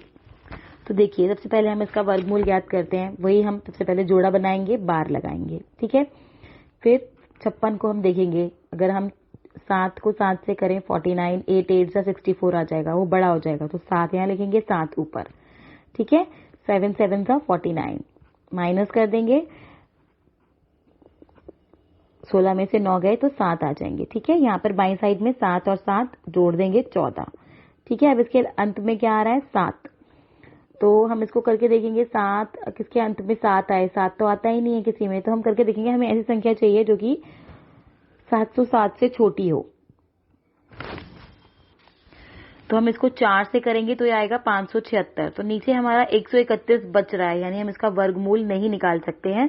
तो अब हम दीर्घ विभाजन विधि से 5607 ज्ञात करने का प्रयत्न करते हैं। तो हमें 131 शेषफल प्राप्त होता है, जो ये दर्शाता है कि 74 का वर्ग जो है वो 5607 से 131 कम है। मतलब हमने 74 का अगर हम वर्ग लें, 74 को 74 से अगर हम गुणा करें तो उसमें 131 कम आएगा इसका वर्गमूल निकालने के लिए। अर्थात यदि हम किसी संख्या में से उसका शेषफल घटा देते हैं तो हमें पूर्ण वर्ग संख्या प्राप्त हो जाएगी। अतः वांछित पूर्ण संख्या क्या होगी? 5607 माइनस 131 5407, तो यानी 5476। 5476 का वर्गमूल होगा 74। मतलब हमें यहाँ पे नीचे शून्य लाना है। तो शून्य कैसे आएगा? अगर ये 131 की जगह यहाँ पर शून्य आ जाए तभी तो शून्य आएगा यहाँ पर। अभी तो 131 बच रहा है हमारा। तो अगर हम 131 को माइनस कर दें 5607 में से, मतलब यहाँ पर शून्य आ जाएगा, तभी उसका 5476 का जो वर्गमूल होगा वो 74 आएगा। ठीक है, इस तरीके से किया हमने। उदाहरण 11, 4 अंकों की सबसे बड़ी संख्या बताइए जो पूर्ण वर्ग हो। अब आपको पता है 4 अंकों की सबसे बड़ी संख्या कौन सी होती है? 9 9 9 9। ठीक है, 4 अंकों की सबसे बड़ी संख्या। दीर्घ विभाजन विधि द्वारा इसका वर्गमूल ज्ञात करेंगे। तो हमने वर्गमूल ज्ञात किया 9 9 9 9, तो 2 2 9 के ऊपर हमने बार ले लिया। अब 99 आ रहा है तो 99 को हम 100 से तो नहीं 10 से तो नहीं कर सकते, 9 से करेंगे। 9 नेम 81। 9 यहाँ लिखेंगे, 9 ऊपर लिखेंगे, फिर नीचे लाएंगे। इसको 9 में से 1 गए 8, 9 में से 8 गए 1, 18 यहाँ पे आ गया। 9 को ये बाई साइड में 9 को 9 से जमा किया 18। तो अब यहाँ पे और ये जो 99 है हमने नीचे उतार दिया, ये आ गया 1899। अब इसको 9 से गुणा करके देखा हमने तो ये आया 1701। फिर इसमें 198 बच रहा है। तो जिसका शेषफल क्या है? 198। 198 बच गया तो वो दिखलाता है कि 99 का स्क्वायर यानी 99 का जो वर्ग है, इसका उत्तर क्या आया था? 99। ऊपर देखो क्या लिखा है? 99। वो 9999 से 198 कम है। यदि हम इसमें संख्या में से शेषफल घटा देते हैं, मतलब जो नीचे बच रहा है ना बच्चों, उसी को हम इसमें से माइनस कर दें, यानी 9999 में से अगर हम 198 घटा दें तो हमारे पास जो आएगा वो 99 उसका वर्गमूल होगा, यानी 9801 का वर्गमूल होगा 99। ठीक है। उदाहरण 12, वह सबसे छोटी संख्या ज्ञात कीजिए जिसे 1300 में जोड़ने पर एक पूर्ण वर्ग संख्या हो जाए। जिस पूर्ण वर्ग संख्या का वर्गमूल भी ज्ञात कीजिए। तो सबसे पहले हम 1300 दीर्घ विभाजन विधि से, आप ऐसे लिखेंगे पेपर में, दीर्घ विभाजन विधि से हम 1300 ज्ञात करते हैं। यहाँ पर शेषफल देखिए हमने इसी तरीके से 1300 किया। 1300 मतलब हमने 2 2 ले लिए, बार बना दिए, तो 4 चौक 16 हो जाएगा। तो हम 3 से करेंगे, 3 तिया 9, 3 ऊपर 3 इधर, फिर 9 लिखेंगे। 13 में से 9 गए 4 और ये 2 0 नीचे आ गए। 3 में 3 जमा कर दिया 6। इस तरीके से इसको सॉल्व किया तो हमारे पास 4 शेष बच रहा है। यह दिखलाता है कि ऊपर क्या आया? 36, यानी 36 का जो वर्ग है वो 1300 बड़ा है उससे, यानी इसमें हम 4। अगली पूर्ण वर्ग संख्या क्या होगी? 36 का वर्ग के बाद अगली पूर्ण क्या होगी? 47 का वर्ग। 47 का वर्ग क्या है? 1 3 6 9। अतः अभी संख्या क्या होगी? 37 का वर्ग माइनस 1300, यानी 1369 माइनस 1300 जो कि है 69। ठीक है। दशमलव का वर्गमूल। दशमलव का वर्गमूल कैसे ज्ञात करते हैं? दशमलव में कुछ नहीं करना है बच्चों, सिर्फ जहां पर दशमलव का निशान होता है, दशमलव जैसे वो दशमलव का निशान जो है वो वैसा का वैसे ही ऊपर चला जाता है वर्ग के अंदर।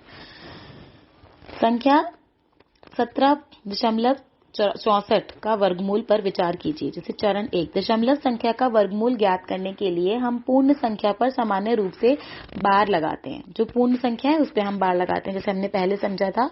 अर्थात 17 दशमलव भाग पर भी पहले दशमलव स्थान से प्रारंभ करके बार लगाते हैं और सामान्य रूप से आगे बढ़ते हैं। इस हम 17.64 देखते हैं। ठीक है, हमने बार लगा दिया, एक बार 17 पर और एक बार 64 पर। चरण 2, अब हम इसी तरह से आगे बढ़ते हैं। 17 पर बार सबसे बाईं ओर है, तो हम क्या करेंगे? 7 का वर्ग क्या है? 16, जो कि 17 से छोटा है। 5 का वर्ग तो 25 हो जाएगा, जो कि 17 से बड़ा हो जाएगा। तो इस संख्या को भाजक के रूप में लिखिए और सबसे बाईं बार के नीचे की संख्या भाज्य के रूप में लिखिए। ठीक है, तो हमने क्या किया? 4 चौक 16, 17 में से 16 गए 1। अब शेषफल कितना आया? 1। अगली बार के नीचे की संख्या, अगली बार की संख्या क्या है? 64। शेषफल के दाएं लिखिए, 164 प्राप्त कीजिए। 4 में 4 जोड़ देंगे, 8 हो जाएगा। भाजक को दुगना कीजिए और दाईं तरफ लिखिए। पहले 64 दशमलव भाग में था, अतः भागफल में दशमलव लिखिए। ठीक है, 4, अब ये 17 के बाद था दशमलव, तो ऐसे ही 4 के बाद दशमलव सीधा ऊपर चला जाएगा, हम दशमलव लगा देंगे। अब हम जानते हैं कि हमें लास्ट में 4 चाहिए, तो 4 कैसे आएगा, हमें पता है 2 का वर्ग 4 होता है, तो 82 को 2 से गुणा कर देंगे तो 164, अतः नई संख्या 2 है। तो भाग दीजिए और शेषफल ज्ञात करें। अब शेषफल क्या आया, 0। अब शेष कोई बार नहीं है, अतः 17.64 का वर्गमूल होगा 4.2। उदाहरण 13, 12.25 का वर्गमूल ज्ञात कीजिए। तो ये भी हम वैसे ही करेंगे बच्चों, वही 12 है तो 12 यानी 3 से जाएगा, 3 तिया 9, फिर 3 में 3 हम जोड़ देंगे 6, 12 में से 9 गए 3, 25 का 25 नीचे उतर जाएगा, दशमलव 3 के बाद ऊपर चला जाएगा, ये दशमलव 12 के बाद है वो 3 के बाद चला जाएगा, फिर इसको 5 से किया 325, 0 आ गया शेष, तो 12.25 का वर्गमूल आ जाएगा 3.5। अगले पेज पे देखते हैं, किस तरफ बढ़ें। संख्या 176.341 पर ध्यान दीजिए। पूर्ण संख्या एवं दशमलव संख्या के दोनों भागों पर बार लगाइए। दशमलव भाग में क्या तरीका है जो पूर्ण भाग से अलग है। 176 पर ध्यान दीजिए, हम दशमलव के पास से के इकाई अंक स्थान से प्रारंभ करके बाईं तरफ जाते हैं। प्रथम बार 76 के ऊपर और दूसरा बार 1 के ऊपर है। दशमलव 341 के लिए हम दशमलव के प्रारंभ करके दाईं तरफ जाते हैं। पहला बार 34 के ऊपर और दूसरा बार लगाने के लिए हम 1 के बाद 0 रखते हैं और इस प्रकार दशमलव 3410 बनाते हैं। अच्छा, समझ में आया बच्चों आपको।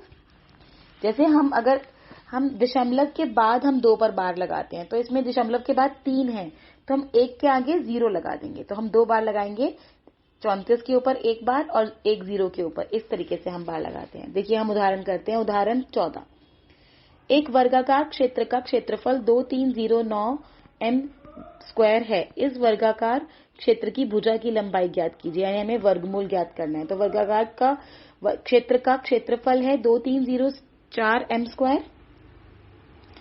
तो हम देखेंगे इसका जो वर्गमूल है वो 48 आएगा। कैसे, देखिए यहाँ पे इन्होंने ज्ञात किया है, 4 चौक 16 लिया उन्होंने, फिर इन्होंने 23 में से 16 गए 7, 0 4 ऐसे उतार दिया, फिर 4 और 4 8, अब ये 8 से पूरा चला गया, शून्य बच गया नीचे। तो इस प्रकार वर्गाकार क्षेत्र की भुजा 48 मीटर है। उदाहरण 15, एक विद्यालय में 2401 विद्यार्थी हैं। पीटी अध्यापक उन्हें पंक्ति एवं स्तंभ में इस प्रकार खड़ा करना चाहते हैं कि पंक्तियों की संख्या स्तंभ की संख्या के बराबर होती है। पंक्तियों की संख्या ज्ञात कीजिए। जैसे अभी इस तरह का हमने पहले भी किया था, पंक्तियों की संख्या x है और स्तंभ की संख्या भी x है, तो विद्यार्थियों की संख्या कितनी हो गई, x का वर्ग, x², यानी x² बराबर 2401 लेंगे तो यानी x बराबर इसका वर्गमूल, तो ये हम निकालेंगे तो ये 39 आ जाएगा, पंक्तियों की संख्या 39 होगी। वर्गमूल का अनुमान लगाना। निम्न स्थितियों पर विचार कीजिए। उर्वशी के पास कपड़े का एक वर्गाकार टुकड़ा है जिसका क्षेत्रफल 125 सेंटीमीटर स्क्वायर है। यह जानना चाहती है कि क्या वह 15 सेंटीमीटर भुजा का रुमाल बना सकती है। यदि वह संभव हो तो वह जानना चाहती है कि इस टुकड़े से अधिक कितनी लंबाई का रुमाल तैयार किया जा सकता है। मीना और शोभा ने एक खेल खेला। पहली संख्या देती है एवं दूसरी उसका वर्गमूल देती है। मीना ने पहले प्रारंभ किया, उसने 25 कहा, शोभा ने तुरंत 5 उत्तर दिया। तब शोभा ने 81 कहा, मीना ने 9 उत्तर दिया। अब ये तब तक चलता रहा जब तक मीना की संख्या 250 तक पहुंच गई। अब शोभा उत्तर नहीं दे सकी। तब मीना ने कहा, शोभा तुम कम से कम एक ऐसी संख्या बताओ जिसका वर्ग 250 के निकट हो। इन सभी स्थितियों में वर्गमूल अनुमान करने की जरूरत होती है। जैसे 100 जो है वो छोटा है 250 से और 250 छोटा है 400 से। 100 का वर्गमूल होता है 10 और 400 का वर्गमूल होता है 20। तो 10 का जो 10 जो वर्ग आया और जो 20 आया, यानी 250 का उसके बीच में ही कहीं आएगा, लेकिन फिर भी हम वर्ग संख्या के करीब नहीं पहुंचे। आप जानते हैं कि 15 का जो स्क्वायर रूट होता है, 15 का जो वर्ग होता है वो 225 होता है, आपको पता है, और 16 का होता है 256। तो जो 15 का होगा वो 250 से तो कम ही होगा और 16 से कम होगा। 250 से भी कम होगा, 250 से ज्यादा होगा और 16 से कम होगा, यानी 250 और 225 की उपेक्षा 256 के बहुत पास है। तो इसलिए हम लिख सकते हैं कि जो 250 का वर्गमूल होगा वो लगभग 16 है। प्रयास कीजिए, निम्नलिखित संख्याओं के निकटतम पूर्ण संख्याओं का मान अनुमान लगाइए। ये देखिए, जैसे आपने ऊपर किया था 15 और 16 का, वैसे ही इसमें आपको दिया है वर्गमूल 80 का। तो देखिए, अगर आप 8 का वर्गमूल वर्ग देखें तो 64 होता है और 9 का 81 होता है, यानी तो 80 जो है वो इन्हीं के बीच में आसपास कहीं आएगा। यानी 64 और 81 के बीच में ही कहीं आएगा 80। तो यानी 8 के वर्ग से बड़ा है 80 का वर्गमूल और 9 से कम है। तो इसलिए हम लिख सकते हैं 81 जो है वो 64 की अपेक्षा 80 की से अधिक नजदीक है, इसलिए हम लिख सकते हैं कि इसका मतलब लगभग 9 के पास है। हम 9 भी लिख सकते हैं, 80 का वर्गमूल होगा 9। चलिए, इसी तरह से आप बाकी करिएगा। प्रश्नावली 6.4, निम्नलिखित संख्याओं का वर्गमूल, ये आप अपने आप कर सकते हैं, मैंने समझा दिया है। इनमें आप प्रश्न 2 में बिना गणना के करने हैं, तो 64 है, जैसे वही जो मैंने आपको फॉर्मूला बताया n+1/2। तो n 2, इसमें कितनी n मतलब कितनी संख्याएं हैं, 64 में 2 संख्याएं हैं, 6 और 4, यानी 2 + 1/2 यानी 3/2। तो इसका जो है कुछ पॉइंट्स में आएगा। जैसे अगली देखते हैं 144। तो 144 में 3 संख्याएं हैं, 144 में 3 संख्याएं हैं, तो यानी 3 + 1/2 यानी 4/2। तो इसका वर्गमूल जो आएगा उसमें 2 अंक होंगे। अगली देखिए, जैसे 4, 4, 8, 9। इसमें ये ध्यान देने वाली बात है बच्चों, अगर वो सम संख्या है तो हम n/2 लेते हैं, और अगर वो विषम संख्या है तो n + 1/2 लेते हैं। जैसे 64 है तो उसमें 2 संख्याएं हैं, तो 2/2 यानी कि इसका वर्गमूल 1 संख्या में आएगा। जिसमें 3 है तो हम n + 1/2 लेंगे। सम संख्या में हम n/2 लेते हैं और विषम संख्या में n + 1/2। ठीक है। निम्नलिखित दशमलव संख्याओं के वर्गमूल, ये मैंने आपको सिखाया, आप कर सकते हैं अगला देखिए, निम्नलिखित संख्याओं में से प्रत्येक में न्यूनतम संख्या क्या घटाई जाए कि वह पूर्ण वर्ग संख्या प्राप्त हो जाए। तो इसमें आप 402 का अगर आप वर्गमूल निकालेंगे, आप अपने आप निकालिए, तो आपका नीचे ना शेष 2 बच जाएगा। तो आप 402 में से 2 माइनस कर देंगे, तो 400 का वर्गमूल आ जाएगा 20। इस तरीके से आप करेंगे। निम्नलिखित संख्याओं में से प्रत्येक में कम से कम कितना जोड़ा जाए, उसमें क्या घटाना था और उसमें क्या क्या जोड़ें। तो देखिए, 525 का अगर आप वर्गमूल निकालेंगे ना, तो उसमें आपका नीचे 41 जो है वो शेष बचेगा। तो 41 और आपका ऊपर वर्गमूल आएगा 22। तो यानी जो 525 कहाँ आएगा, 22 या 23 के बीच में कहीं आएगा 525। तो यानी 23 का जो स्क्वायर है वो 525 उसमें से माइनस कर देंगे, यानी 529 में से 525 माइनस कर देंगे, तो यानी वो आता है 4। ठीक है। तो यानी कि 525 में हम 4 अगर जमा करें तो वो 23, यानी 529 का वर्गमूल जो है वो 23 आएगा। इस तरीके से करेंगे हम ये सारे प्रश्न। किसी वर्ग की भुजा की लंबाई ज्ञात कीजिए जिसका क्षेत्रफल 441 मीटर स्क्वायर दिया है। तो इसमें हमें वर्गमूल दिया हुआ है, उसका वर्गमूल निकाल लेंगे, वर्ग आ जाएगा। वर्गमूल निकालेंगे तो 440 का वर्गमूल निकालेंगे तो उसका वर्ग आ जाएगा 21 मीटर। ठीक है। और ये जो 7वां है, इसके 2 पार्ट हैं, जिसमें जो आपको पीछे एक एग्जाम्पल कराया था ना, जहाँ पे वर्गमूल लिखा है उसके नीचे, ये दोनों उसी तरीके से होंगे, जिसमें हम लेंगे जैसे त्रिकोण, इसमें आपको त्रिभुज दिया हुआ है तो हम वही फॉर्मूला लगाएंगे, AC स्क्वायर बराबर AB square plus BC square. तो आपको AC निकालना है, AB में लिख देंगे 6 का स्क्वायर प्लस 8 का स्क्वायर, 36 प्लस 64 जो कि 100 आ जाएगा। AC के ऊपर से स्क्वायर हटाने के लिए 100 वर्गमूल लगा देंगे तो 10 सेंटीमीटर आ जाएगा। ठीक है। इसी तरीके से दूसरा हिस्सा करेंगे। बाकी 8वां और 9वां तरह के भी मैंने आपको उदाहरण में करा दिए हैं। तो इस अध्याय में हमने बेसिकली वर्ग और वर्गमूल के बारे में समझा। हमने किन तथ्यों पर विचार किया कि यदि एक प्राकृत संख्या m को n2 में व्यक्त कर सकते हैं, जहां n भी एक प्राकृत संख्या है, तब m एक वर्ग संख्या है। सभी वर्ग संख्याओं के अंत में इकाई स्थान पर 0, 1, 4, 5, 6 या 9 होता है। इसके बारे में पढ़ा हमने कि जिनके भी अंत में 0, 1, 4, 5, 6 या 9 आता है वह पूर्ण वर्ग संख्याएं होती हैं।